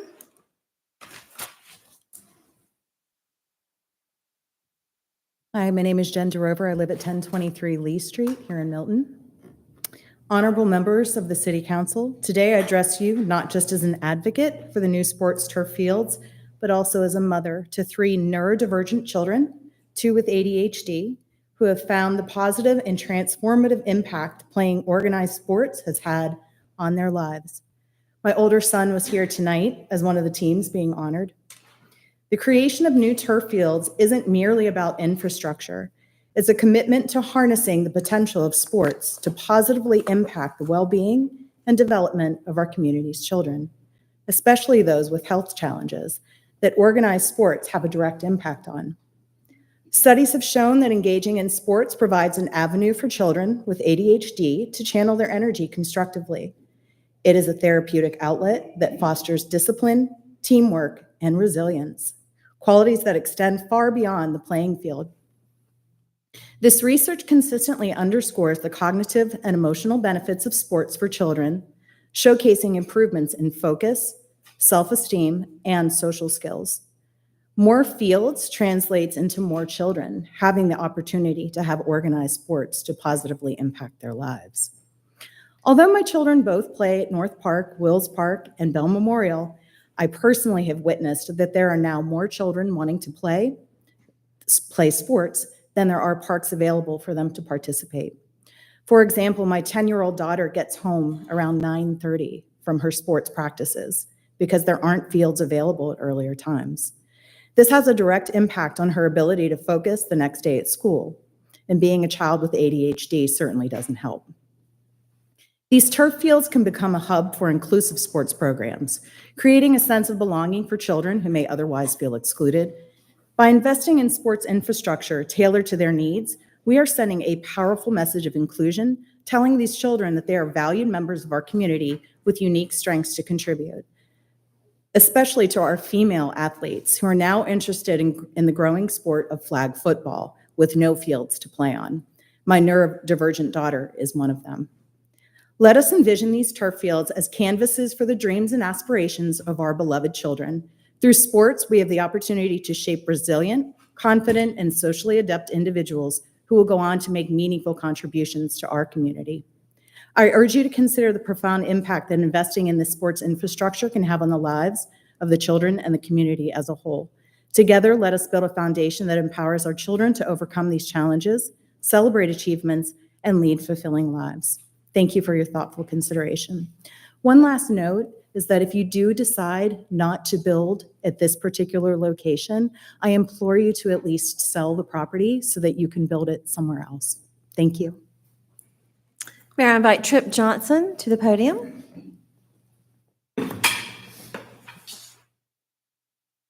Council, my name's Trip Johnson. I live at 14342 Club Circle. I also run the Cambridge Lacrosse organization. So my wife and I moved 10 years to Milton. And one of the things that attracted us is the rural aspect, which is just one of the few things that makes it so special. And I'll tell you, I wrote down a bunch of things here, but the public comments tonight just reaffirmed that to me. And what I mean by that is through my community members, whether they are for the park or against the park, there's a common message that nobody wants us versus them, right? And it also seems to be evident that what I consider to be our most valuable resource, which is our children, have a severe lack of resources, right? Which is field space. And so I'll keep it short, but I asked the council, if it's not the Hopewell location, if it's a mega park, a mini park, something in between that can be negotiated, I asked them, where can we find more field space and when can it be done? Thank you. Thank you. Mayor, I invite Nancy Hammond to the podium.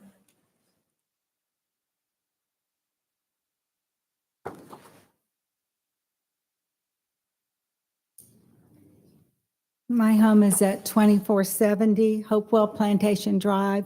You've heard from one other resident in our neighborhood. We are pretty much directly across Hopewell Road and will be severely impacted by your decision. One thing that kind of struck me was the fellow from Maryland who said he'd witnessed a similar thing and was in support of the park, said, and I quote, "The traffic is already there." It is already there. And I don't know that you did a traffic study to show how much more it's going to bring. Someone said that this traffic study hadn't even been done, which is shocking.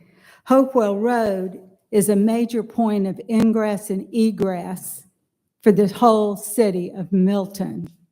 I see it every day when I try to pull out onto Hopewell Road. I support parks.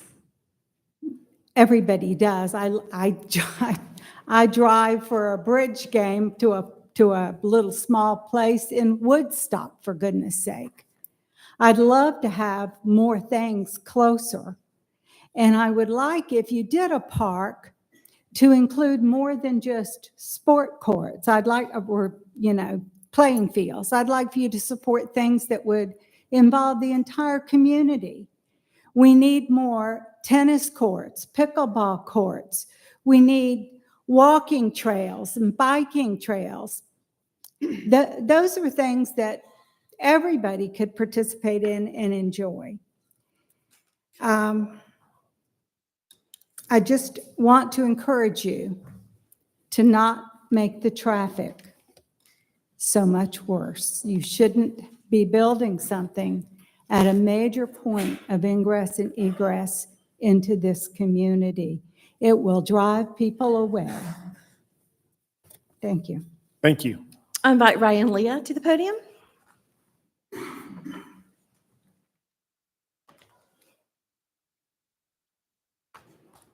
Okay, take two. There we go. Ryan Lee, 295 Black Rock Trace. You can really feel the sense of community here. I think we're all on the same page. We're shooting for parks. Obviously, I'm a father. I'm also on the board of Hopewell Baseball.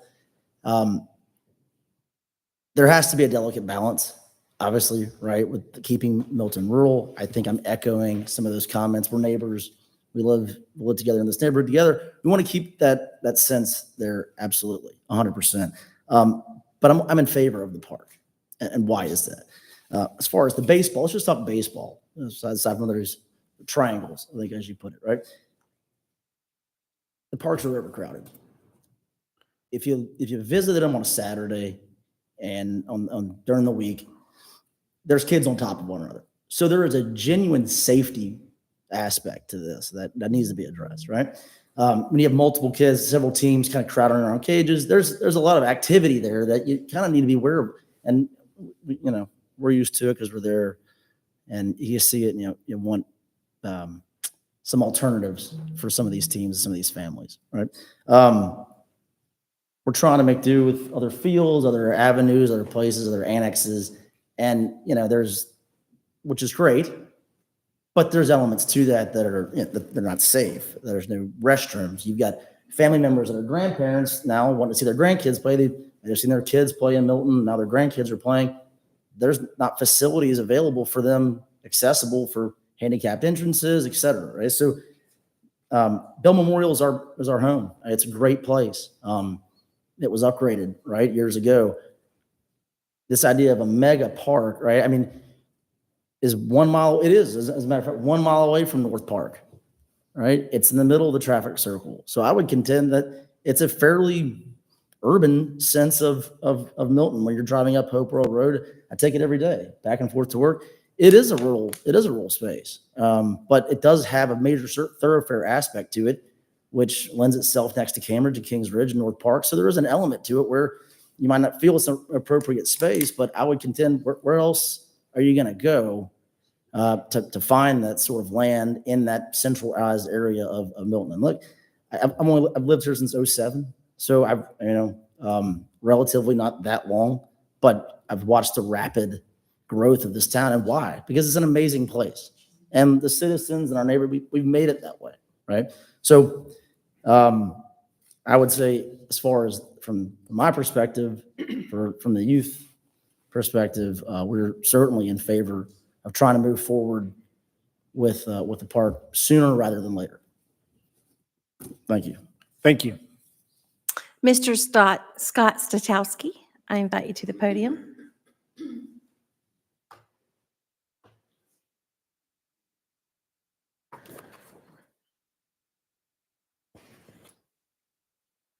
Mayor, Council, welcome. Thanks for this opportunity. My name is Scott Stahusky. I live at 3154 Chippingwood Court. Wrong. I'm sorry. Huh? I got your name wrong. I'm sorry. I have been a resident here for the past 26 years. I speak up tonight to table this motion, a totally different approach. And I speak tonight as a citizen and not a Parks Board member. This motion reads, and I quote, "Council discussion, consideration, and possible direction regarding use and/or disposition of this property." With all due respect, this is a broad, overreaching agenda item which could resolve itself in closed executive session tonight, for which we'll have no transparency. We pride ourselves on listening to our citizens, yet this new agenda item has had no advisory input from any advisory board member or committee. And it's my understanding that even the Green Space Board turned down this property. There are no official plans to build out this property, so to discuss any ideas at this time is just inflammatory and not fact-based. As for respecting neighbors, I acknowledge that some neighbors are concerned, many, and I know that our city has a long history of working with neighbors on all construction, be it roundabouts, parks, subdivisions, and commercial development. There will always be, let's be clear, a neighbor who says not in my backyard. We needed fields in 2010 when I left Hopewell Youth Association, and the city comprehensive plan for Parks and Rec in table 4.1 says we needed more fields in 2017, and in 2027 we need even more, and that's 3 years from next month. I trust there are ways to manage a land development with qualified and professional staff and advice from your advisory boards and community input, much of your hearing tonight. Our citizens deserve a proper level of service for active park space. And I ask, if not here, where? And if not now, when? I ask you tonight to table any action on this property and allow the proper planning process to play out. Thank you. Thank you. Mayor, the final public comment tonight is Pete Roscom.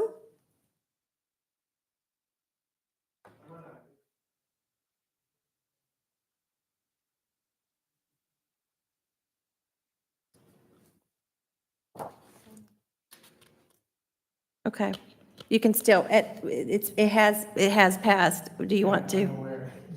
The agenda item has passed? Yeah, Well, then, well. First presentation. No, we won't be able to hear it tonight because this is a completely different, yeah. Won't be able to hear that It tonight. was the In first the presentation. confusion Yeah. of the general public comment part. Yeah. Yeah, we won't be able to hear it. So, yeah, unfortunately, you could have came at general public comment and spoke, but now we're on a different agenda item and you have to only speak about each agenda item. So I apologize for that. But we will hear it December 18th. Right? Is that okay? Oh, he tried to earlier? On the confusion of that, it was All in the right. confusion. All right, Pete, let's do it. Let's do it. Yeah, yep. Come on up. Yeah, no, because you're the last speaker tonight. So I didn't know that we told you that. So come on up. You can speak about the park too. Okay. With that Braves hat on? Okay, so this is awkward. I'm sorry. All good. All right, so my name's Pete Roskam. I live at 13456 Gardner Lane here in Milton. The issue that I did want to speak about was this speed zone ordinance, whatever it is. I'm sorry, I'm a little flustered right now. So I appreciate what the city is doing with regard to this residential speed program. I do appreciate that. But I do think there's a part of it, it has to do with the threshold that's required for the neighborhood to participate in this program. I believe it is 67%. And I think that's considerably too high. And I think if you consider the opposition, the opposite vote or the opposite position on that, these are people who do not want the speed limit to be enforced in these neighborhoods, and they are speeders themselves. And while I do think that everybody has the right to their opinion, I think it's bizarre that we would kind of overweigh their opinion as they are the ones who are doing the speeding and they do not want the speed limits enforced in these communities. So I think that threshold should be brought down to at maximum a 50% threshold. And I hope that makes sense, and I've expressed that well enough. Secondarily, I have concerns over the fact that we have to reach out to the state of Georgia and beg and plead for permission to enforce our speed limits. I understand that this is a state law issue and our hands are kind of tied with that. I have tried reaching out to our state senator, Brandon Beach, who happens to sit on the transportation committee, and they claim that they care about the rules of the road. I've reached out to Representative Jan Jones as well to try and speak with her about this, and unfortunately, neither of them have been interested in a conversation on this topic. And I get it, I'm kind of like the village idiot guy, so I'm not worthy of their time. So my question to you, or challenge to you as city council, as mayor, is what can you do as private citizens, if this issue of speeding in our city is important to you? What can you do as private citizens, as public officials, to encourage our state representatives, our state legislators to revisit the statutes with regard to speeding and speed limit enforcement? Because as I read them, and I've done a good bit of research, they are severely lacking. They have no teeth, and our city and county law enforcement is not able to do their job. And that is, in my opinion, the single biggest reason why we have so much speeding on our roadways, is that there is a very low probability, given any incident of speeding, that it will actually be enforced. And that's the state laws at fault for that. So I've done a lot of research on this. I have no ability to go through it in this time, of course, but if any of you are ever interested in a discussion, I'd be delighted to share the research I've done. I've looked at the other 49 states in the country, and Georgia severely, what's the word I'm looking for? Georgia is very permissive of bad drivers compared to all the other states, literally all the other states. And so that's what I have to say. I appreciate the opportunity, truly, because I waded through a lot of speaking, and I truly appreciate it. Do me a favor, send me an email and we'll get coffee and we can talk about it. Thank you Sound so good? much, man. You got I it. appreciate Thank you. Appreciate it. Is that it?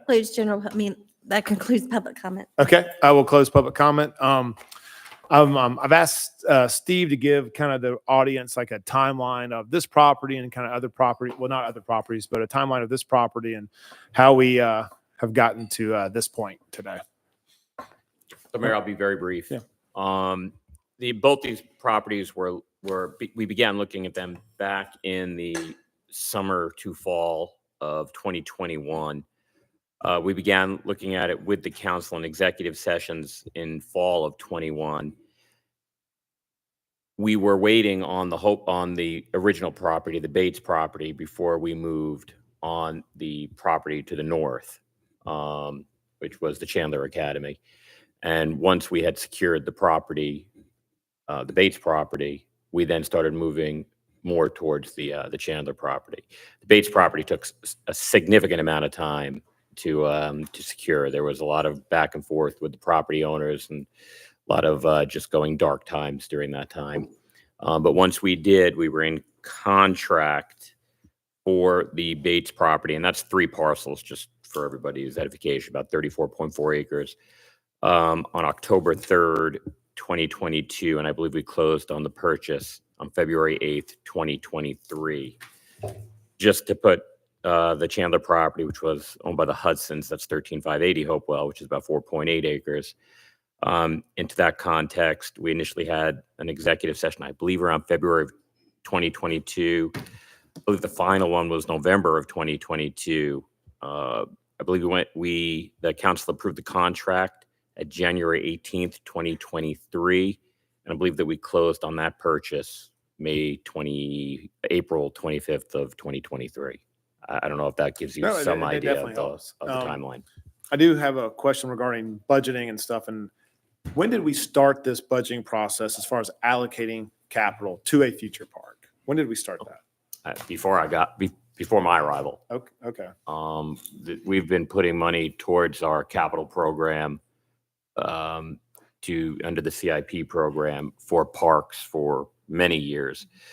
We were able to speed up that process, as one of the speakers said today, once we left that original IGA and we started reallocating those funds back towards our capital improvement plan.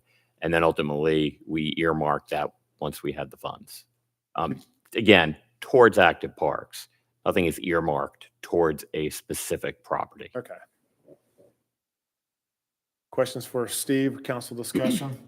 I know one of the issues that I kind of face is we talk about taxpayer dollars a lot, and we've been sitting in that back room. I've been there since 2018 trying to find a piece of property, and 30 plus acres is also very difficult. That comes a long way. I know we've looked at plenty of properties, and I know if someone could find me 30 plus acres or 20 plus acres on Highway 9, we would love to look at that opportunity. What is our budget for this? What do we have allocated as far as our budget's concerned for this active park? For the remainder of the active park, Bernadette, when you're done with that, do you remember the exact number? Was it around 12? I'm sorry. Do you know that offhand? You build out the park? Yes. About right near 14 million. 14. The 14 million plus the 4.5 we've purchased. The initial purchase. Yeah, that's not included in that purchase price. It's total about 18.5. Is that right?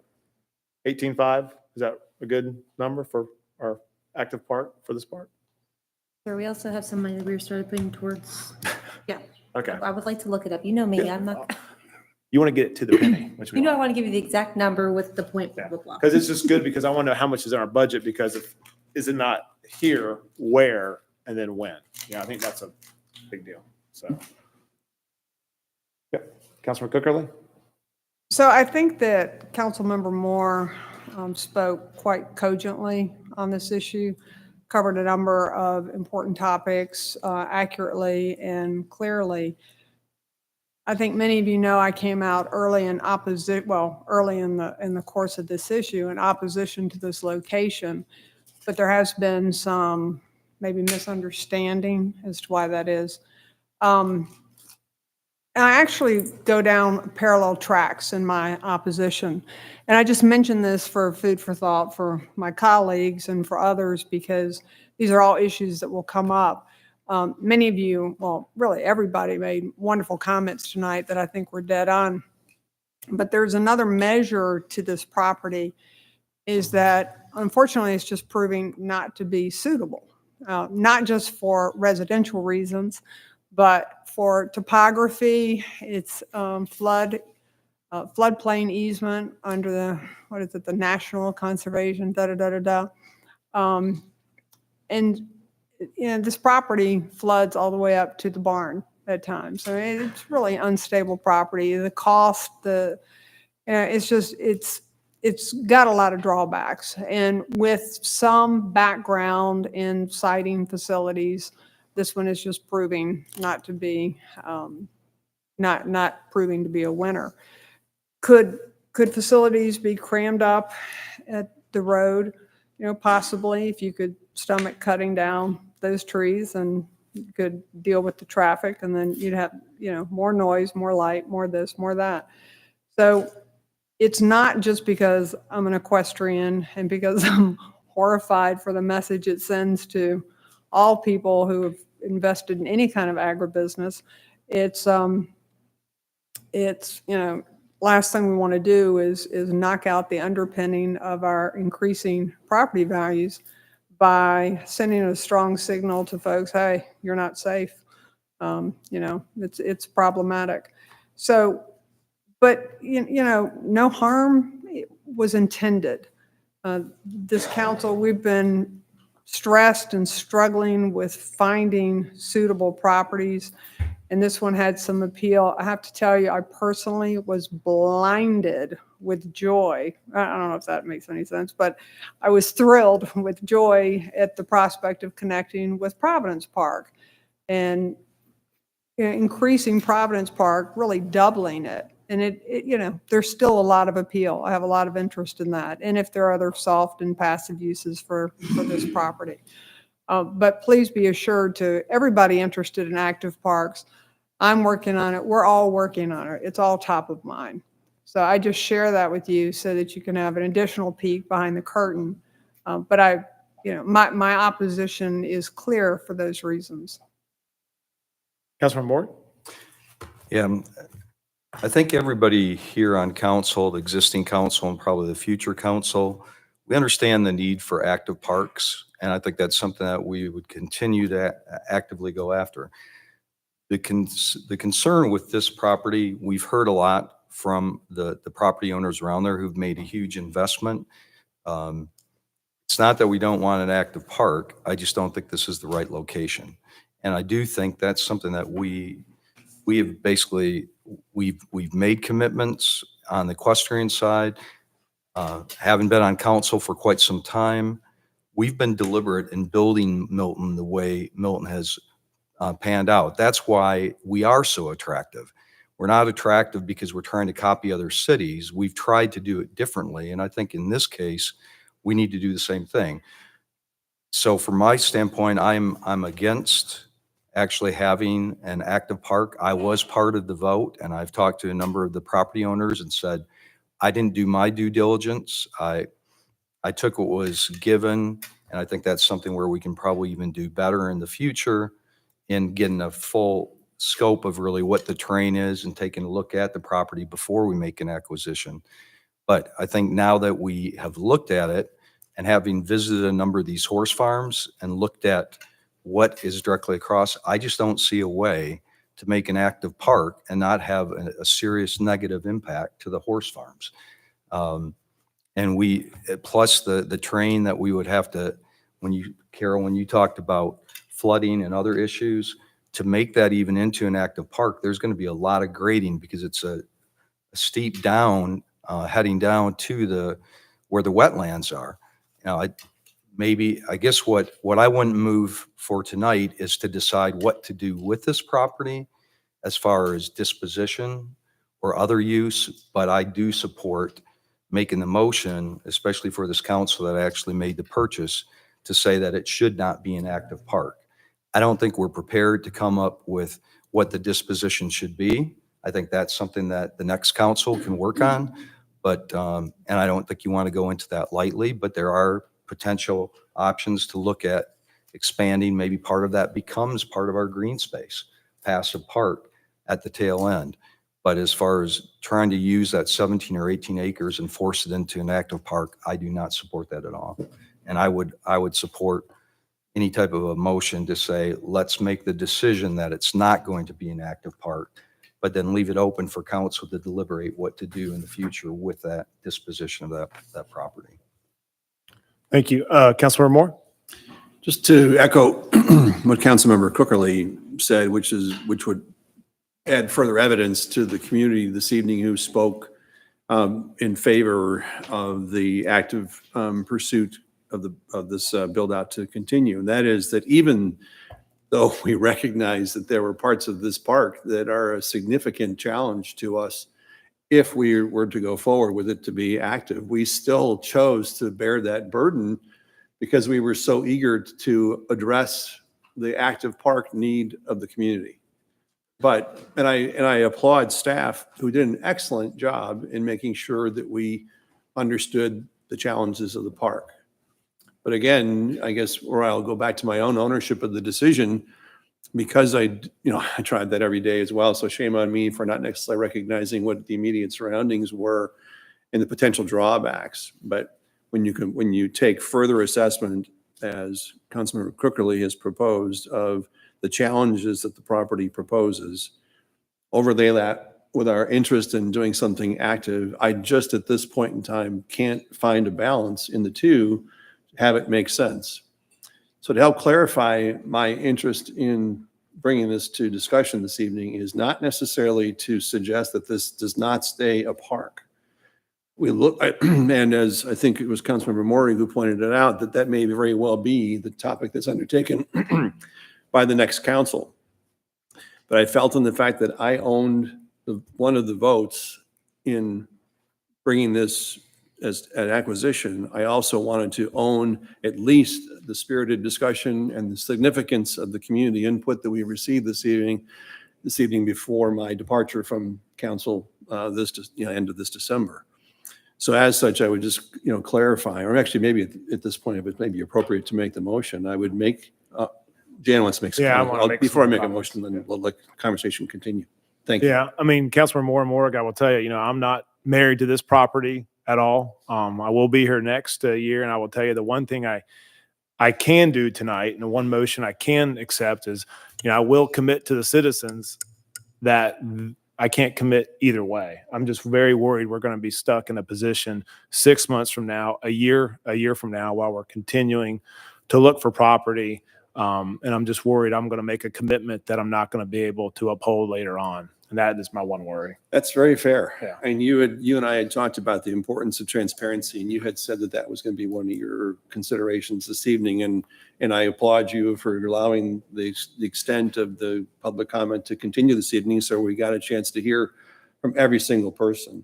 I would just ask that as you struggle with that, to ensure that we take the proper step, that you take into serious consideration the appropriate use of taxpayer dollars, where if we've got an ugly situation, let's not throw unnecessary taxpayer dollars about trying to make that pig prettier by putting lipstick on it, by using more taxpayer dollars to make it prettier. Where if we know that pause is hard. I too, have been a part of this process for goodness sakes, 26 years, long before we became a city. And certainly since we became a city, on the planning commission first, and then now the last four years seated on council. So I too have been intimate to all these conversations where I understand the sense of urgency to get something done, which is why I wanted to bring this sense of urgency this evening to try to bring resolution to this part of the decision, even though we may leave it open for further activity to something other than an active park. Councilor Jacobus? Yeah, I have a number of issues. First is we continue to just kick the can down the street. I mean, we've had 3 months now that it's been known that we purchased this property. We took multiple groups and brought them together and sat them in a room and said, tell us how we can take this land and other park property we have and maybe do a little here and a little there. And we got nothing back. We had nothing back until tonight when we said we're going to do one or the other. And in my opinion, we've got to decide, we've got to put a date, and we've got to say, we're going to take action one way or another.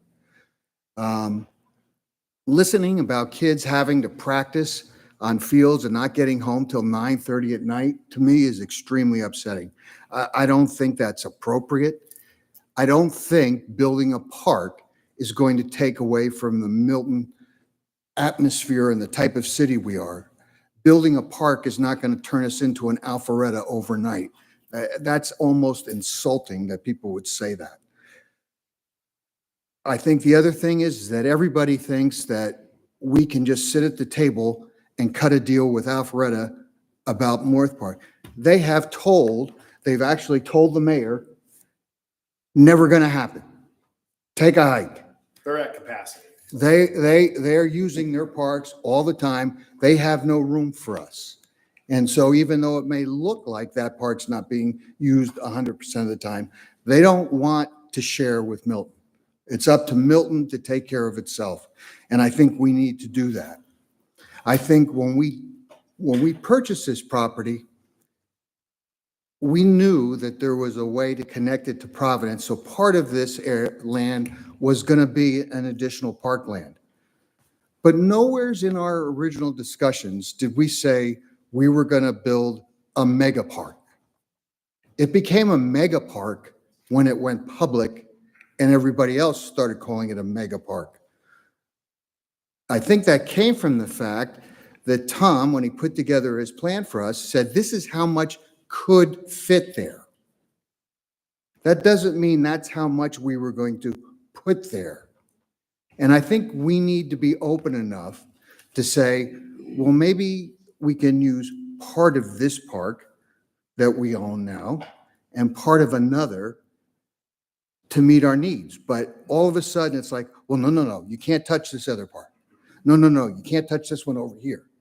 Somewheres along the line, we have to say, we have this need for this many children, and we've got to fill it.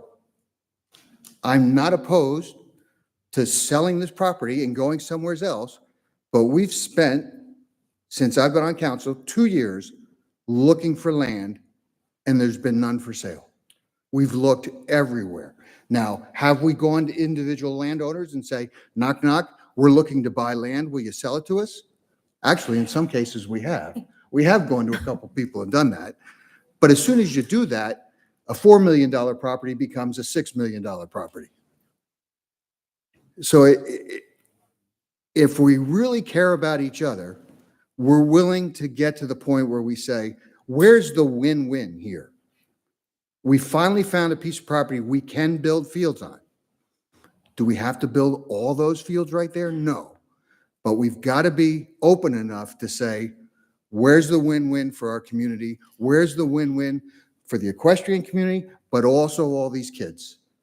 And I'm afraid if we pass your motion tonight, we're just pushing it down the road. I would rather us say, by March 1st, City Council is going to come back and have a discussion based on recommendations from staff of these are the things we can do with the property we own, property we could purchase, we can find. If there's nothing to find, then can we use other park property? We have some rather large parks, but they've been, oh, you can't go there. Well, maybe we need to go there to make it good for the entire city. So I would ask that you modify your motion to say, give us to March 1st for staff to come up with something based on that type of look. One thing I would say to Councilmember Moore's point, before we do anything with this piece of property, is it's important to know how much is it going to cost to get us up to, grade level and, not build out a park, because that information is important. Because let's say it's going to cost another $1 million. Well, now we know in our heads, we can go look for land, keep it in budget at, $5 or something, so I think that is an absolute must to Councilmember Jacobus's point, to add. I disagree with that. Well, it feels like a more of an exercise with the purpose of trying to justify this location.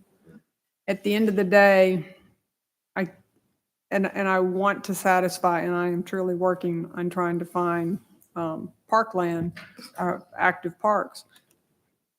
But this sort of, let's keep it, we definitely need to keep it. We need to have options with this property.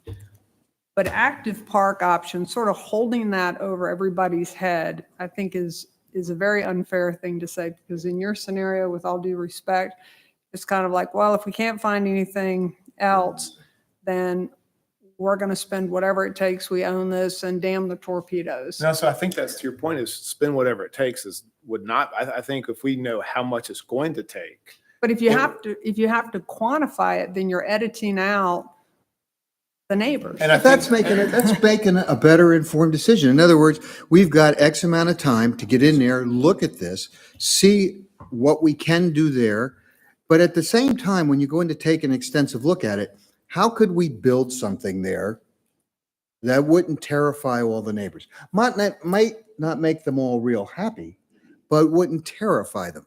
I think when you tell somebody you're going to build a mega park and it's going to cram everything we can right next to the road, I think everybody got a different look at what was really intended.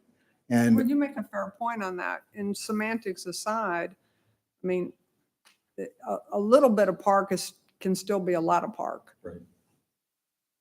I just, Councilor Moore?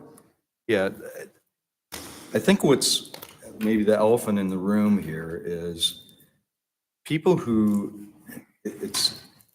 I heard the comment, you're always going to hear NIMBY, not in my backyard. Well, you have to look at this property today. What is there? What have people invested in? I look at the Hesters, I look at the Hayes, I look at different properties that those are significant investments, and those people already own that property. We as a city have to come in and decide, well, what makes sense as we look at building out parks and placement. That's our responsibility. But to just minimize someone's actual investment, and I'm not an animal owner, Carol, you are, Juliet, you are, as far as horses, there are very different sensitivities to sound and light and noise that have to be considered with equestrian. So if we make a decision to make this an active park, however we make it an active park, are we not saying, well, let's forget about the science behind how animals behave, and what about the people that actually own the property today that have made the investment? We had something similar to this, not with an active park, but we dealt back in 2016 with a property on Ebenezer Road where people wanted to do high density housing. And the people said, I met with those people, and I drove the area and I saw the horse farms. I saw the significant millions of dollars of investment that people had already put into their property. I think that's what we're missing if we just say, we need to use this park for active. I agree, we need more fields, and I think we need to do it. And we know there are, maybe we don't have it right now where we're going to purchase the property and we've got a substitution, but there are properties out there. There are properties that are for sale. There are things that we can look at. Does that defer the time frame of when you're going to be able to do an active park? Yeah, it may, because you don't have the property today, but that doesn't mean that you're looking at years later. I just would say, I just think as a property owner and someone who was elected by the people to look and understand, when people have made significant investments in a unique type of use of property, something that we value as a city, I think we need to take a hard look at that and say, is this suitable? Is this going to be a fit on this property? Not future properties, on this property. Does an active park make sense? And I say no. I tell you what, I love this debate. I mean, this is what kind of like I signed up for, So I will tell you, I just don't want to make a knee-jerk reaction. I think that was said time and time again. I'm very worried about that. I want to make sure we're very thoughtful. We allow our committees to take a look at this property. We allow Public Works to take a look, environmental studies, our engineering studies, for us to get every single piece of detail before we do one thing or another. That's kind of what I'm That's one of my major concerns because I feel like we're a little premature for pulling the trigger. That's all. I know originally we wanted Green Space Committee, Equestrian Committee, and Parks and Rec to all meet, and we needed several months for them to really look at all of the land that we own in Milton and see where we can give and take, and then come back to council with recommendations. But that hasn't happened yet. And I still feel like we need to hear from them to say, hey, we've looked at everything that we own in Milton, and parks can give in here, equestrian can give in here, green space can give in here. But I think that those groups working together, we really need to hear from them as well to come back to council before we can make any decisions. And we gave them that opportunity and there was no response. No, there's been a lot. They've worked. No, Steve, But it hasn't been a can you talk about recommendation. that for us, please? That's something that we would need to put together. We wanted to do that in the fall this year, but unfortunately, the elections kind of took its place. Ran an So election. we never had a working group yet, have we? We only had one preliminary meeting just talking about how we'd put the group together, and we have not moved since. Okay. I think that can still happen. Yeah. I think it should happen. And I think you make a really good point about that balance that can come from that. But I offer this for your consideration and the council's consideration as well, is that opportunity we absolutely should capitalize on, but it doesn't fix the challenges of this park in this location. That is 100% accurate. Right. I mean, that's. So it. I absolutely endorse that activity to take place. I endorsed it the last time when we suggested it was an important task for us to undertake.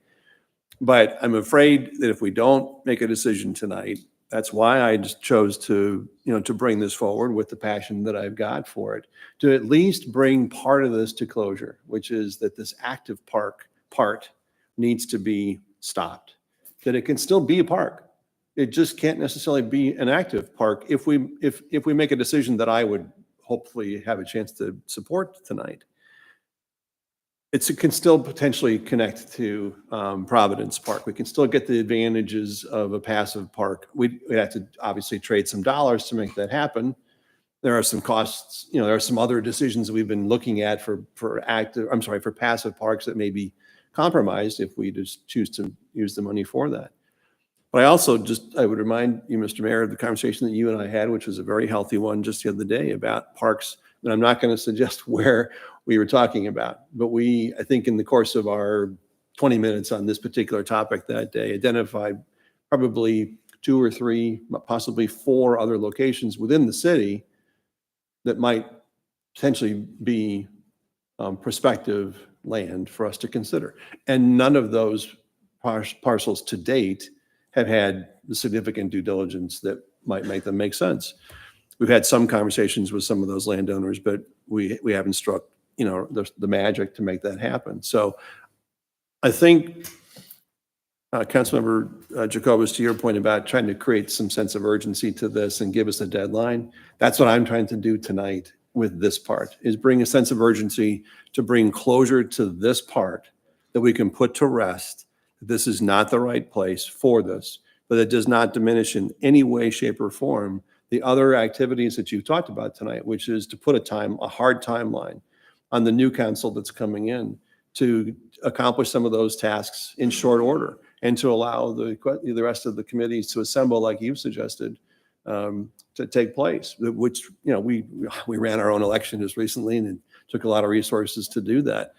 I wouldn't trade that for the world either, but because of the success of that, but let's get this back on the radar and let's give it the energy that it deserves and let's create that committee and let's go through that due diligence. But let's take the hard decision this evening to stop the active park here. I think the worst possible thing that we can do to constituents, our citizenry, is to kick that can down the road, because there are so many elements that scream that this is not the right place for this. Holding it in our back pocket, if we can't find anything else, isn't going to make this a good location. It's not. We can study it to death, but sometimes you just can't be a line manager and study. You have to be a CEO and call it based on the merits that have nothing to do, again, whether I'm an equestrian, blah, blah, blah. It has to do with the merits of that property for the purpose and the sentiments of the neighborhood and the way we went about it, which was not perfect. So, yeah, I don't, analysis paralysis, get your data, don't get your data. At the end of the day, why keep people in suspended discomfort? I don't dig that. I have a problem with us just saying it's totally off the table. There's $4 million we spent there. If it's totally off the table, then the property needs to go for sale tomorrow. I disagree. No, I disagree. I totally disagree. Councilman Moore, are you good? Because otherwise, Councilman Moore and I are going to go, kind of for old time's sake, we'll do a motion. The only thing I was going to say before I call the question is, I think we need to decide on this portion, like we've talked about. There's still the disposition of this property, whether you sell it, whether you use part of it as passive, whether you make the whole thing passive, that can be decided by the next council. But I think we've kind of beat this to death. We've heard from people who live there that are directly impacted in a big way financially. Plus, we say what we value. I think we have a chance to make a decision and then let the council then continue to do the due diligence on the other things. But to hold that open as an active park or a potential active park, I don't think that's the right thing to do tonight. And I'll be honest with you, Councilman Moore, I don't think it's the right thing for me to commit to the citizens one way or the other tonight. That's all. I just do not want to come back to them, promise them we will not build an active park there, and then 2 years later goes by and we've been looking and it's like, oh, we got this one piece of property and it's going to cost $15 million. I hate to commit to them one way or the other. But has council tonight. ever broken its word like that once a vote's been taken? I don't want to look them in the eyes tonight and tell them I'm not going to put an active park there. Okay, so then, Yeah. all right. I'm just being. So potentially you're for it. Absolutely. If we have nothing on the table years from now, however long it takes, I have a real problem with that. That's all.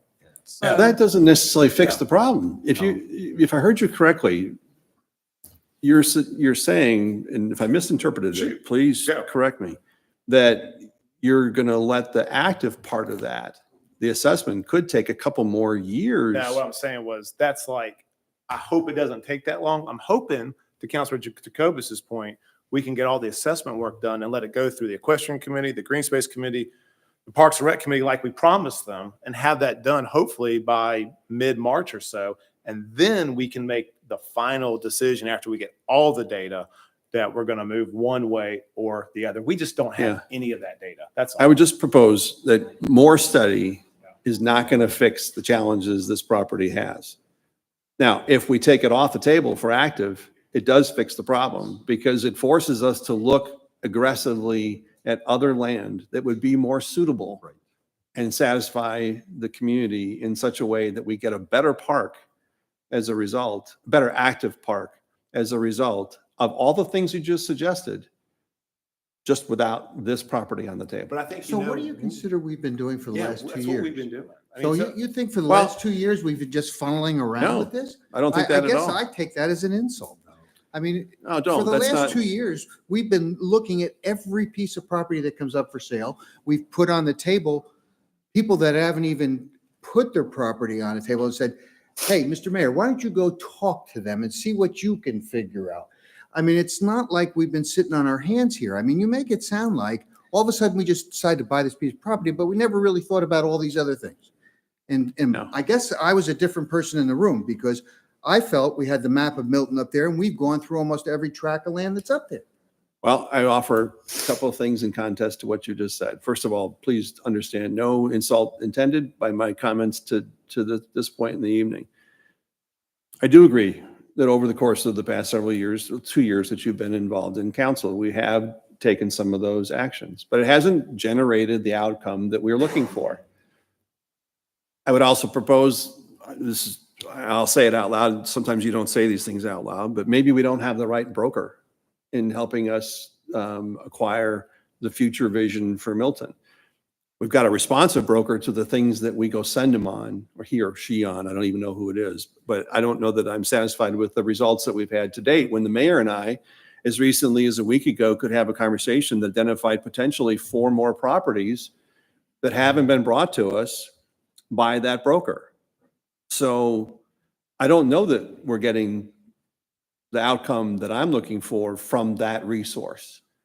But I do know that this particular parcel, this particular property does not meet the expectations of the big picture of the community that charges us with the future of Milton, making sure that we do our due diligence and the proper things to ensure that Milton has a chance to stay Milton.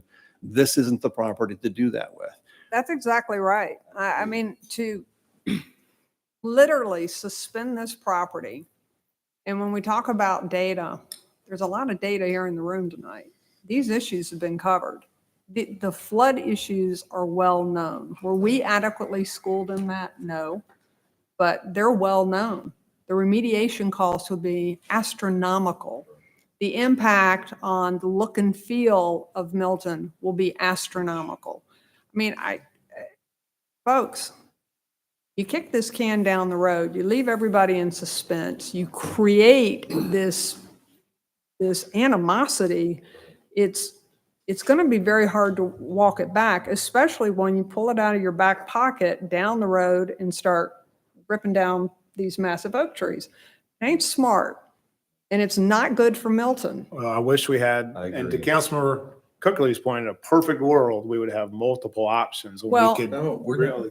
But it's not an either or. We have to find, I understand. You and I are in hot pursuit of some things, but Peyton, I know.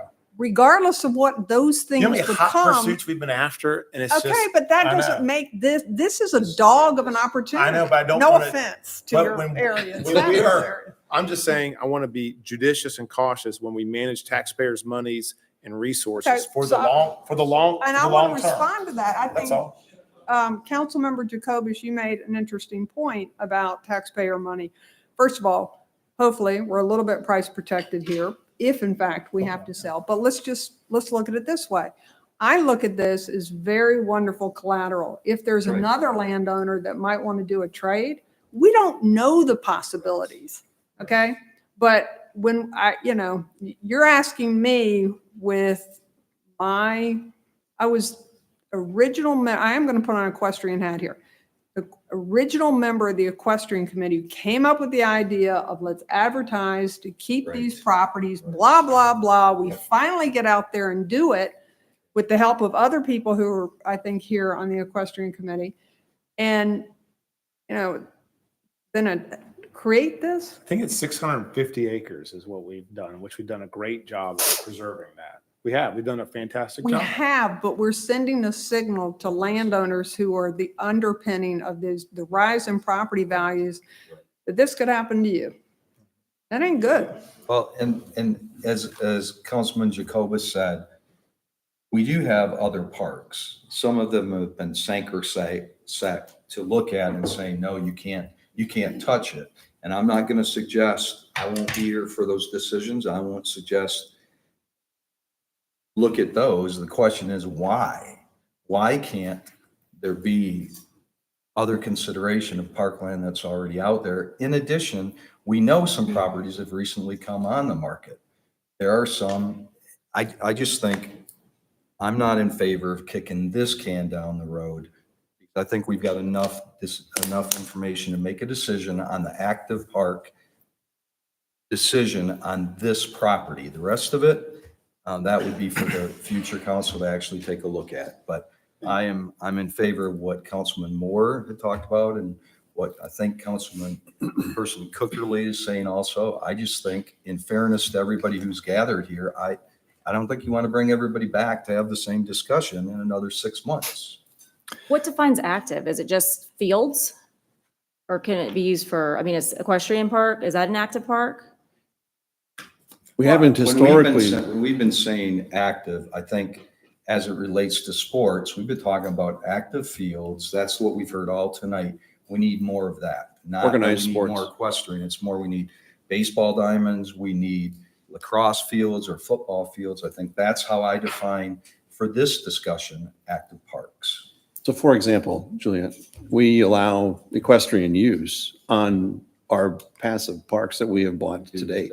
So in my mind, equestrian use has a place on passive park land because it's not an organized sport. It's not a groomed field with bright lights and big cars, big car volume, the production of sound, walk-on music, halftime music, et cetera. It's a very different kind of use. So in my mind, equestrian applications or dogs or whatever the animals might be that are appropriate in a ungroomed environment is what, in my mind, goes on, is available to be used on passive park. So I'm not taking any of that off the table. With where I'd like to go this evening is when I make my motion tonight, I'm just trying to take the active part off the table. I'm proposing that the future council have a chance to decide with what's left with that off the table. It can be an active park. I'm sorry, I misspoke. It could be a passive park of no grooming whatsoever, some grooming, some trails, no trails, the extension of the use of Providence Park. All that's coming off the table in the motion I'd like to make this evening is the active park, which is the groomed fields with bright lights. Mr. Mayor, may I make a comment? Yep. Just I'm hearing a lot of the discussion, and I'm here for a reason, I suppose. So I better say it is since I'm here.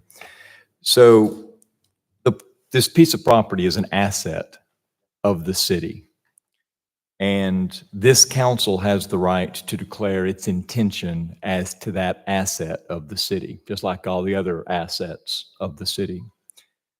But this council will change in about 4 weeks or less, and that's a new council. And it is local government 101 that one council cannot bind a future council. That's just the way it works.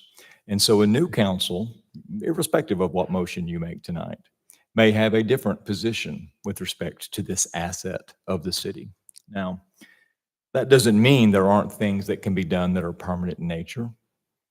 Sell the property, that's permanent, and obviously that does bind a future council because the asset's gone. I think we had a discussion a few weeks ago about certain land use devices that can be used to lock pieces of property into a permanent state of, for instance, conservation use. I seem to recall we had that discussion. I assumed it was a purposeful discussion. But I just want you all are talking a lot of things about taking the obligation off the next council to do something. And I just want to make sure everybody understands that if it's simply just a resolution or a motion that says we're not going to use it as an active park, new council gets to come in and they can change their mind. Now, to Councilmember Cookerly's point, I thought you said something like, do you think you'd really change your mind that way and sort of walk back a decision you'd made? That's a different issue. And I agree with that. That's going to be very difficult to do. So I don't want to say that that's not, but That's what I was kind of from a legal perspective, though, there are limits of how much you can tie up an asset such that you effectively neuter a future council. That's the only point I wanted to make. I think I understand your point. Even on zoning laws, we could today have AG1 and have restrictions. That's why it is important who you vote for when you vote for council. So understand, Ken, future councils don't have to respect even this. We only have 3 more meetings for this existing council. But I do think, from my standpoint, I would like to support taking action. And then if the future council decides they want to make a choice and they want to change that, then let them deal at that point. Of course. But I'm prepared to actually follow through if someone does make a motion. I think we reached the point where I'm like to make the motion. Mr. Mayor. Let's all raise our hands, by the way. Sometimes when we do the yays and nays, we get confused. So let's all raise the hand. Mr. Mayor, I move that this evening we take the action to remove the active park prospect off the table for the properties identified under this agenda item and that we allow, at this time, only passive use or sale of the property to be considered for the future. Second. Okay, I have a motion from Councilmember Moore and a second from Councilmember Moore. Is there any discussion on that motion? That motion fails, we'll author up a alternative motion. All in favor, please raise your hand. That motion carries 4-3. And there we go. We'll move on to the next. Is that good? Are you I would okay? go ahead and just have the negative.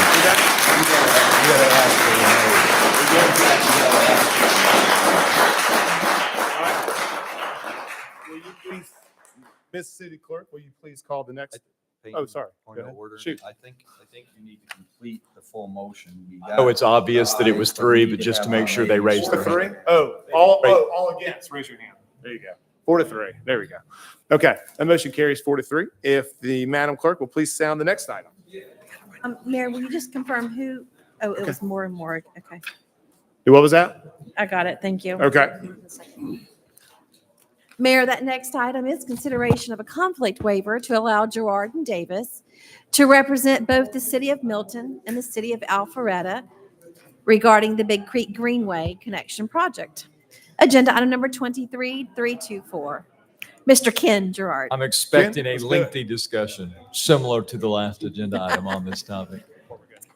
So, council members, this is simply a resolution that would allow my office as both the city attorney for Alpharetta and the city attorney for Milton to work on the Milton Big Creek Greenway Connection property. It does implicate the Alpharetta Park, where we're actually going to have to do some acquisition of land that would involve Alpharetta, because that has us in our Alpharetta hat with respect to their ownership of the property and us as maybe a potential negotiating or condemning authority. I will tell you, this conflict waiver, I'd ask you to do the same. I will tell you that if I ever feel like our interests are truly adverse, like we're fighting, I'll get out of all of it on both sides. But right now, I don't have that concern. Okay. Thank you. Any public comment? There are none, sir. Okay. Any council discussion? Hearing none, I'll open. Quick comment. Go, Councilmember Moore. Just suggest that we have witnessed our city attorney to very capably have handled the potential for just this type of situation in the past on countless other topics. I see no reason to suggest that he would not handle himself in the same respectable and appropriate way on this item as well. Thank you, Councilmember Moore. I agree 100%. Do I have a motion on the agenda item? Mr. Mayor, I'd like to make a motion that we approve agenda item 23-324. I'll second that. Have a motion from Councilmember Moore, second from myself to approve agenda item 23-324. All in favor, please say aye. Aye. Any opposed? That is unanimous. Thank you, council. Yep. So we will move on to the next item. City Clerk will please sound that. The next item is consideration of a resolution to adopt an updated City of Milton Comprehensive Transportation Plan. Agenda item number 23325. Our engineering project manager, Mr. Rob Del Ross. Thank you, Tammy. Good evening, Mayor and Council. Give me 1 second while I try and get this screen back up and working.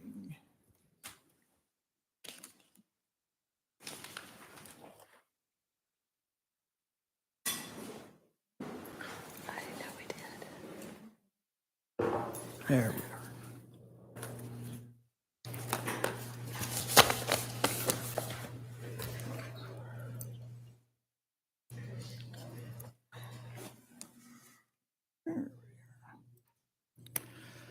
Thank you. Good evening, everyone. Tonight's item is a resolution to adopt our update for our comprehensive transportation plan. This presentation is very similar to what you've seen 3 or 4 times now. So I'm going to go through this relatively quickly. Please stop me if you have any questions. I do want to acknowledge our consultant partner who's in the room, Christina Pastor with Kimley Horn. She has not only worked on this plan, she worked on the previous 2. Her and her team have done a great job. We're very happy to have good consultant partners delivering great product such as this. A quick agenda of what I'm going to be going over, goals, a lot of data and existing conditions, and then we'll talk about project recommendations, including the changes that you asked us to make at the previous meeting, and then talk about policy recommendations and next steps.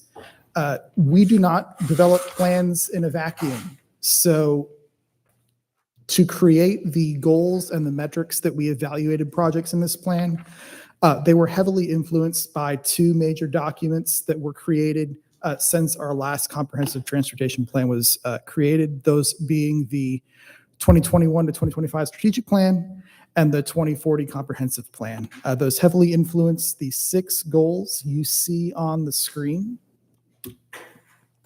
The strategic plan page, goal number 5, this is a straight cutout directly from the strategic plan.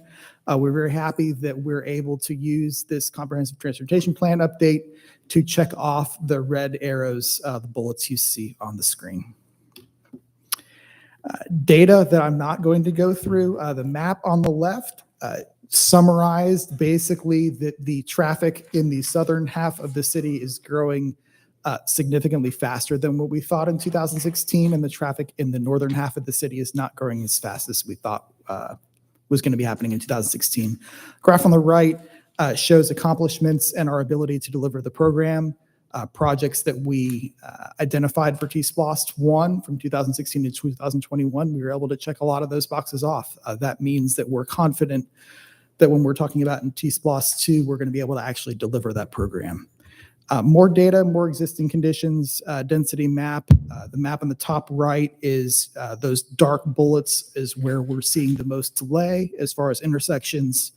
The heat map in the bottom left shows where crashes are being located, and the map at the bottom right showing where walking trips are currently being located. We incorporated a lot of public input into this plan. Many meetings, both in person and virtual. We had focus groups for 4 different areas of the bullets you see on the screen. We also had several in-person intercepts. We were at Crabapple Fest. We were at the Farmers Market picture you see on the screen. We were at Crabapple High School football game a couple of months ago. We were around town quite a bit this summer and the fall, trying to meet people where there already are. It's getting more and more difficult these days to expect hardworking families to come to public meetings at city halls after work hours. So we try the best we can to do things like surveys and virtual focus groups to try to get their input. More data on the screen. You've seen this. I'm not going to go into great detail here or here. Financial framework is important. What you'll be seeing next is our recommended project lists for the next 5-year window, the following 5-year window, and then long range being tier 3.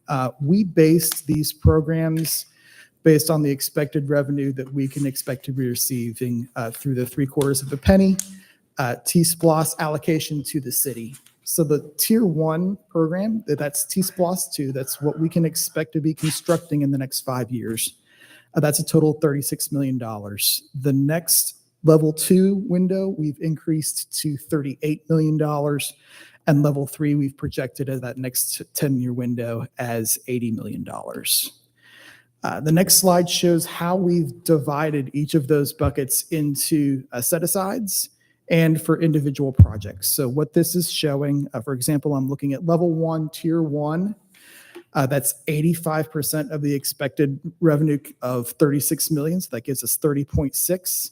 And of that 30.6, we have 14.1 of that 30.6 dedicated towards programs and set-asides. We'll be showing you what those were in a future slide. And then the remaining 16.5 for individual projects that we'll also be showing you. This is a quick slide showing you how we arrived at our project. This is the identification process. This starts with the universe of projects at the very bottom. All the previous, every project that we could have ever talked about in the past. Every planning document, everything under the sun starts at the bottom. We look at the data. We look at where there may be showing a deficiency that we don't have a project identified for. Those are also added to the list. Every once in a while, we get a great project idea from the public. They tell us about a sidewalk gap that it would be an easy, quick fix, or a or a crosswalk or a turn lane or something like that that's not on our radar, we evaluate it, we look at whether it's a need or not, and we include that on our universe of projects. And then finally, staff input at the very top. This slide is very important. We spent a lot of time taking the goals that were on the very first slide, the transportation goals along the left side of the page, and tried to break them into elements that we are able to define using hard numbers. This isn't a perfect method, but this allowed us to take that universe of projects and start scoring them and start looking at data, start comparing them at how much they reduced intersection delay, how much they improved the gap in active transportation, how much they reduced crashes, things like that. So we're able to compare apples to apples, compare intersection versus intersection, compare sidewalk versus sidewalk, and try to deliver the best ideal program that scores well. I don't want to show you this slide next. So this is a very similar map to what you saw before. I'm going to highlight the change that we made. You'll notice on this map, and you'll notice on the next slide. I'm going to draw your attention. You can see my cursor. Yes. So the project list you see on the left side of the screen in the top right, this is our T-SPLOS program. This is what we can expect to deliver with 85% of the revenue. I want to draw your attention to the bottom three projects here, R11, R53, and R54, Hopewell Road Corridor, Red Road Corridor, and Bethany Bend Corridor. This is a change from what you saw last time. Based on your input, what we decided to do for all three of those projects, instead of having two of them 100% funded and one of them 0% funded, we decided to partially fund all three. So the intent from staff, the intent from staff would be to, based on budgets, based on everything we know at this point, we would very likely start design on all three of those in the next 5 years. Depending on what the scopes end up being, we may be able to acquire and build one of them, but based on budgets at this point, we are not likely to be able to build all three. We will make that decision in several years once we have concepts, once we have updated revenue, once we're a little bit more confident that we have the ability to be confident that we shouldn't be building, because the way we've broken those out with tier 1 and tier 2, ideally we shouldn't be building any of those until we're confident we're able to build the rest of the program. That's the intent of tier 2, that 85% to 100%. Ideally, you really shouldn't be spending that money until you're confident you've got everything else taken care of. Yes. Yeah, just one question, Rob. On I-22, the Bethany Bend mini roundabout for over $500,000. Mhm. I know you guys went out and you actually talked to Bethany Creek subdivision. Have we talked to any of the other subdivisions that are going to be impacted along that roadway? And is this really something we still want to do if we're going to be doing a realignment of Bethany Bend? Is it going to be necessary when we realign Bethany Bend in the next 2 years? And the reason I ask that is I travel that corridor all the time. Today, traffic stops with Highway 9 lights in the morning, in the afternoon. It's back past Bethany Creek. So you're going to have a tiny roundabout that is going to be serving that area. I guess the question is that something we want to move forward on right now? And have you sought any additional input from the townhomes and other people that travel that corridor all the time? A couple of answers. First, when we advertised that public meeting at Bethany Creek at their pool amenity area, we advertised that as a public meeting for the entire city. We put that on social media. We contacted multiple subdivisions, and I spoke with residents from multiple subdivisions. I will tell you that a large majority, obviously, were Bethany Creek because that's where we were hosting. But yes, multiple subdivisions along that corridor were invited. I have a copy of the comment cards we received from that meeting, which include comments from other subdivisions. So later on this week, if you'd like to see a copy of those, I can provide those. Regarding whether we move forward with it now or later, I agree with you that it's not going to be a solution to congestion and traffic. It's still going to be congested likely in the morning peak. It's still going to be congested in the afternoon peak. The mini roundabout isn't going to solve traffic congestion in that area. What it will do in the off-peak, in the normal afternoon hours between the peaks and the evening hours, it will provide a traffic reduction in speed for drivers immediately in that corridor. They won't be able to drive 45 plus like they are now. They'll have something different. They'll be slowing down to navigate around the circle. That's going to be like a 15-mile-per-hour roundabout. It will be similar to other roundabouts in the city. Typically, we sign them going down to a reduction, the yellow sign to 25. Sometimes you see 15 signs at other roundabouts in the area that I'm familiar with. Most drivers, when we design these, they end up in that 15 to 25 range. There's one other point, but I lost it. That's okay. So moving on, if there are no questions about how we split up Hopewell, Red, and Bethany, I'm not going to go into great detail on the next couple of slides, but this is looking out beyond 2026, looking at what types of projects, if we're talking about a T-SPLOST renewal in 2025, 2026, 2027, what projects should we be looking at potentially to look at designing and constructing on that end? So these projects, bike ped improvements, some intersections that weren't able to be funded with T-SPLOST 2 will be good candidates here. Bike ped along New Providence. We have some intersections, Webb and Deerfield, and Thompson and Francis, along with the trail on New Providence. And then likewise, an expensive couple of projects on Tier 3, Level 3 that we want to keep on our radar, but we're not ready to move forward at this time, most notably the extension of Webb over to North Point with a new bridge over 400. This list here is the set-asides that I had talked about before. These work with our individual projects to get to our 36 number and our 30.6 number. In order to understand this slide, for example, T-SPLOST 2 is level 1, tier 1. That total is 30.6. So in addition to the projects that you've seen on the screen, we also have $500,000 in signal upgrades and technology along the State Route 9 area, $280,000 in planning quick response, $500,000 in sidewalk gaps, a $7 million contribution towards the pavement resurfacing program, $700,000 toward guardrail improvements, $5 million towards bridges, and $645,000 towards program management and staffing, getting us to the total 30.6. I'm not going to go through any of those other numbers, but you can see how the math works. Yes. Rob, quick question. When technology and signal upgrades, does that include things like light timing and/or sensors so we can not have cars idling for long times waiting for lights to change when there's no activity? So our intent right now on the technology and signal upgrades is to look at preemption for public safety vehicles.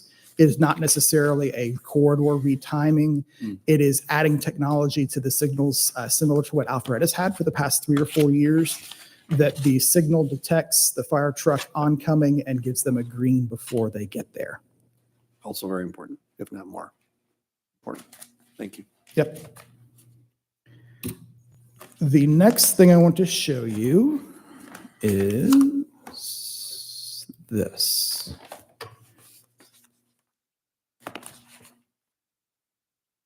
So this is how our new project list is going to be shown to the public. This is a version of the document from May of 2021 that this council adopted, and it included in our IGA with the other 15 cities in Fulton County. So the red text you see are the new projects that we've added.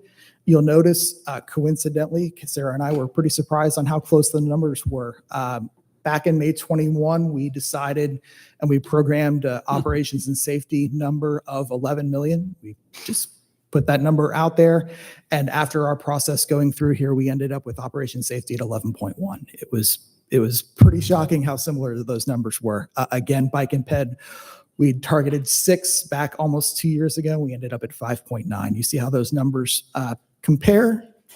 You'll see that for tier 1 to the dollar, these are the exact same number. That's intentional.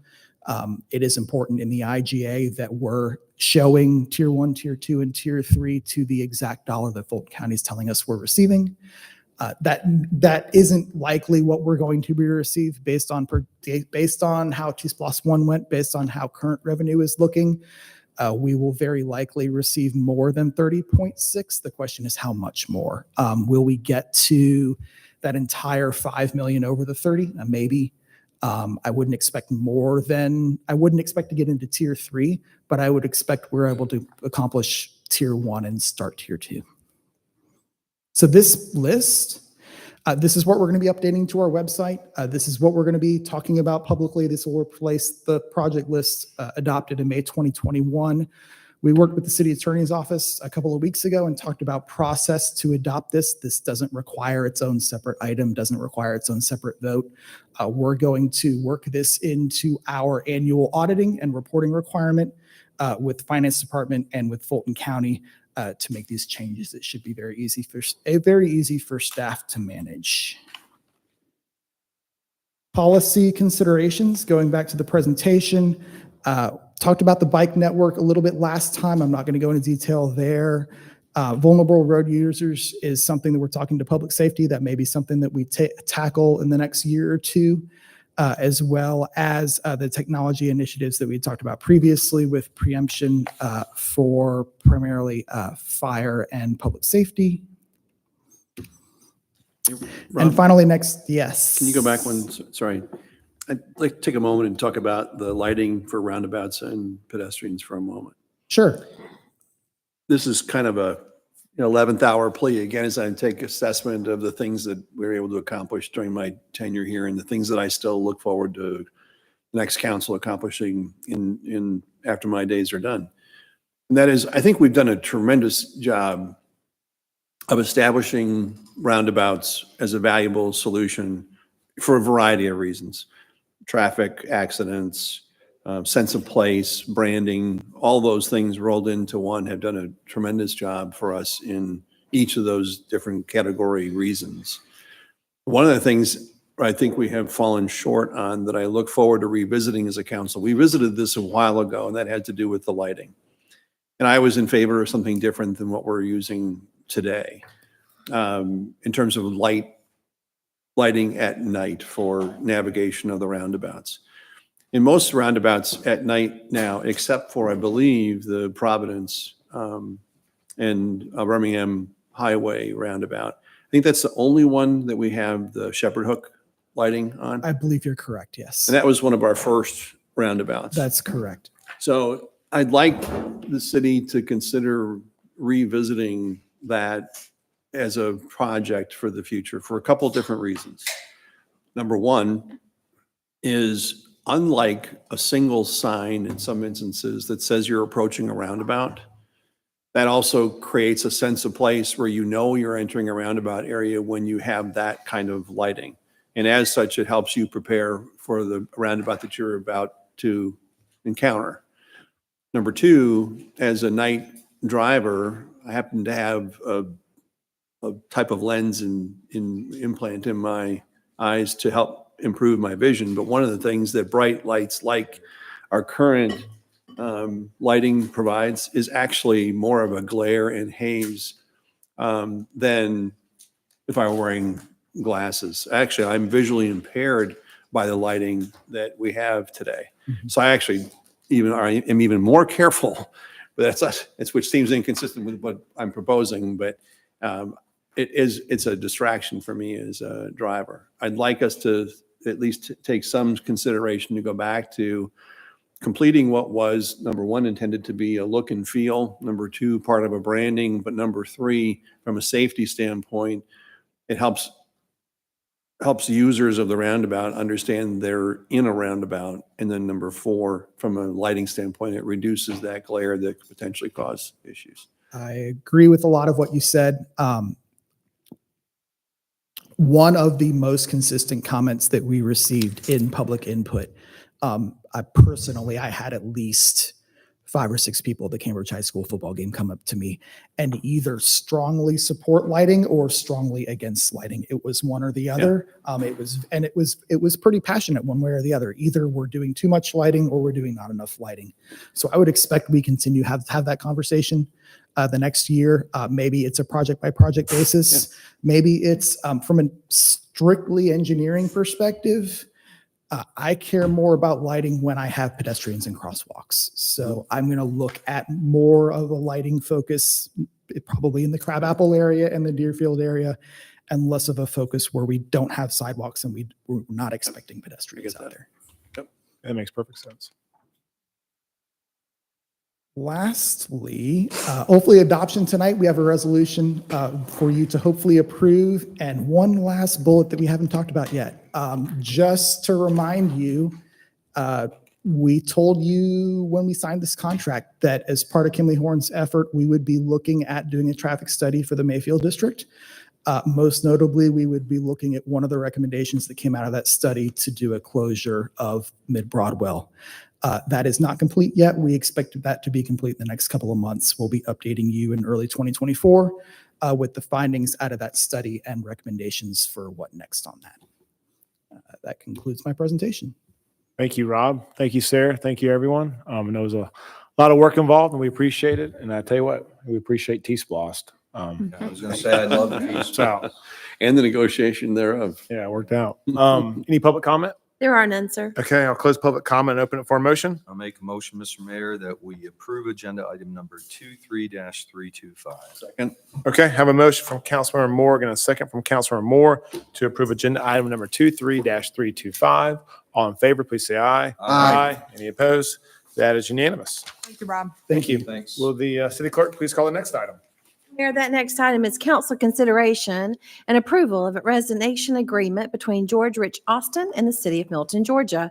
Agenda item number 23326, our city attorney, Mr. Ken Gerard. Mr. Mayor, members of the council, thank you. This will be brief. The law, I want to go over what are the material terms of this resignation agreement involving, as the clerk correctly noted, George Rich Austin. This resignation agreement contemplates that the resignation will become effective today, December 4th of 2023. And I want to go over again the material terms of the resignation agreement, which typical parlance means those things that involve value. So that's what I will do. This resignation agreement between the city and George Rich Austin contemplates, first of all, a resignation. Number two, that Mr. Austin will receive as severance a lump sum amount equating to 4 calendar months of salary at his currently existing salary, or what was in effect immediately prior to his resignation. Less applicable payroll taxes, etc. Number two, Austin will be entitled to city contributions into any retirement fund or 401k equivalent in the ordinary and customary amount as was contributed by the city for the same durational component as the severance. 3, Austin will be entitled to cash out any accrued but unused personal leave and or personal time off or PTO with the amount of such PTO to be determined as of the date of resignation. And I would submit to you that data on that has already been provided to Mr. Austin as what that cash out looks like. And then finally, the city will fund medical insurance premiums, otherwise known as COBRA, with those COBRA coverage to become effective December 4th, because obviously up until December 4th, he has been on the city's medical plan. So the COBRA will kick in, and that will be paid again for the same duration as the severance. Now, there are some other non-monetary items, but I don't think they are substantive components of this. That is the nuts and bolts of the resignation agreement, and it's my recommendation the council take this up and potentially approve it. Mr. Mayor. Thank you. Any public comment? There is none, sir. Okay, I'll close public comment and Open it for a motion if there's no council discussion. Mr. Mayor, I make a motion that we approve agenda item number 23-326. Second. Okay, have a motion from Councilmember Cookerly and a second from Councilmember Jacobus to approve agenda item number 23-326. All in favor, please say aye. Aye. Any opposed? That is unanimous. Okay, will the city clerk please say on the next item? That next item is consideration of a resolution of the City of Milton to renew the designation of truck routes. Mayor, I made a slight numeric dyslexia moment, and the agenda shows agenda item number 23237, but it really should be When 23327. we make the motion 327? Yes, please. Okay. And our police captain, Mr. Jason Griffin. Good evening, Mayor and Council. I bring to you for consideration a resolution to renew the designated truck routes in Milton. This is standard 2-year renewal of the previously approved truck routes when you pass the ordinance. It was written in the ordinance that there had to be reviewed and reapproved every 2 years to keep it active. These routes allow for a reasonable pass in and around our city while limiting the use of our city and residential streets as cut-throughs from our neighboring communities. We have taken a targeted approach to ensure compliance, and this resolution will allow us to continue to do so. So it's very cut and dry, very short. We're going to do this again in 2 more years to renew it again moving forward. Does anybody have any questions? Councilmember Moore, the Moore? Sure. Y'all fight over it. Yeah, sure. No worries. So just point of interest, do we find any challenges in enforcing this? And do you feel like the current plan that we've adopted meets the needs of the city? Or are there any things that we should consider that are not currently a part of this? Is it considered an ordinance resolution, I guess? Right. So it absolutely has been impactful. The only setbacks that we have is that there's so much building going on.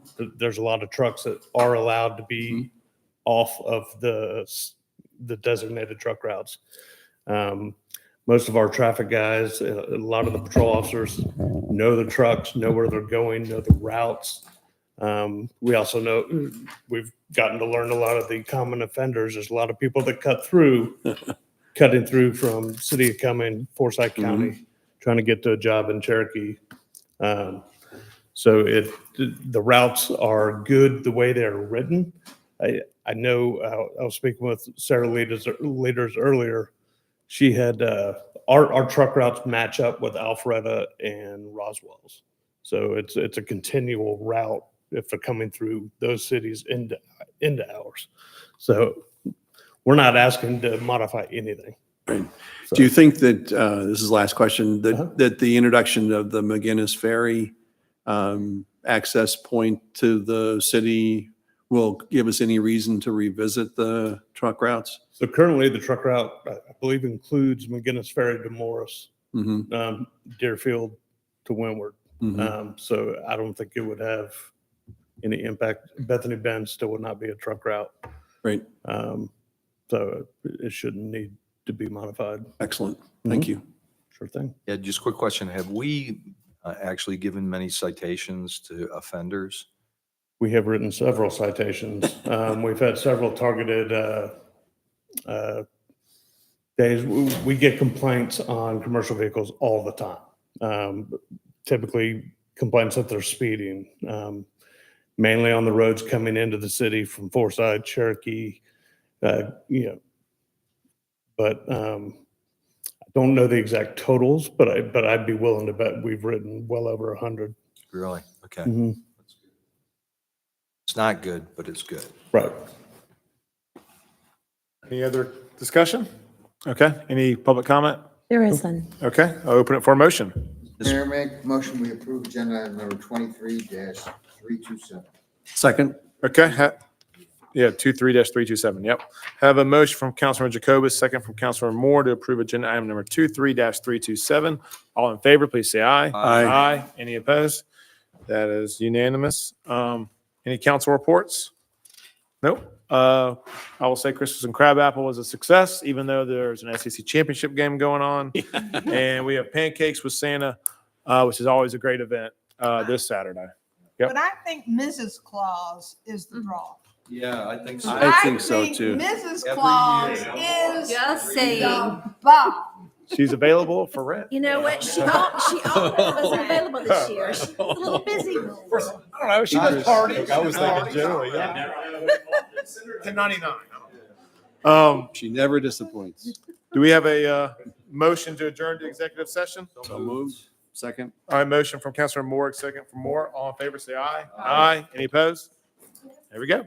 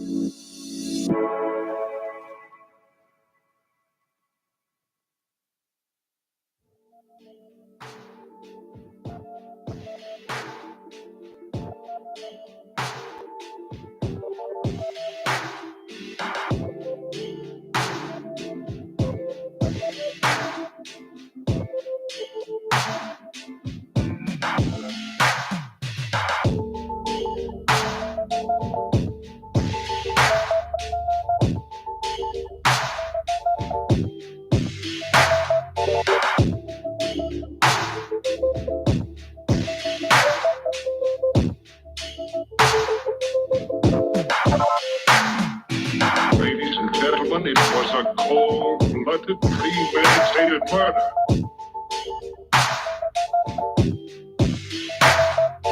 Where did you get that gun? Where did you get that gun?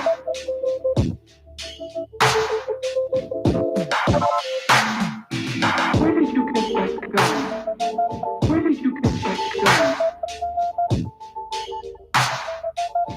We need a doctor. Look at his face.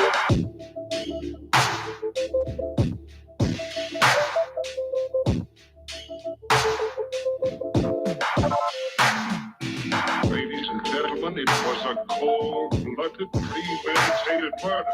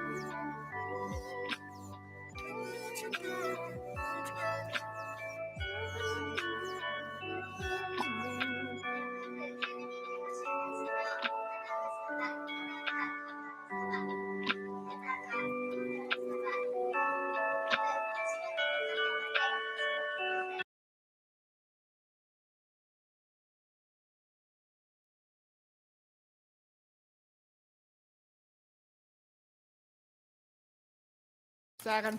So moved. All in favor, say aye. Aye. It was Carol and Juliet. Motion to adjourn. So moved. Second. All right, all in favor, say aye. Aye. That was Rick and Juliet. Adios, y'all. See ya. All right, thank you. Bye.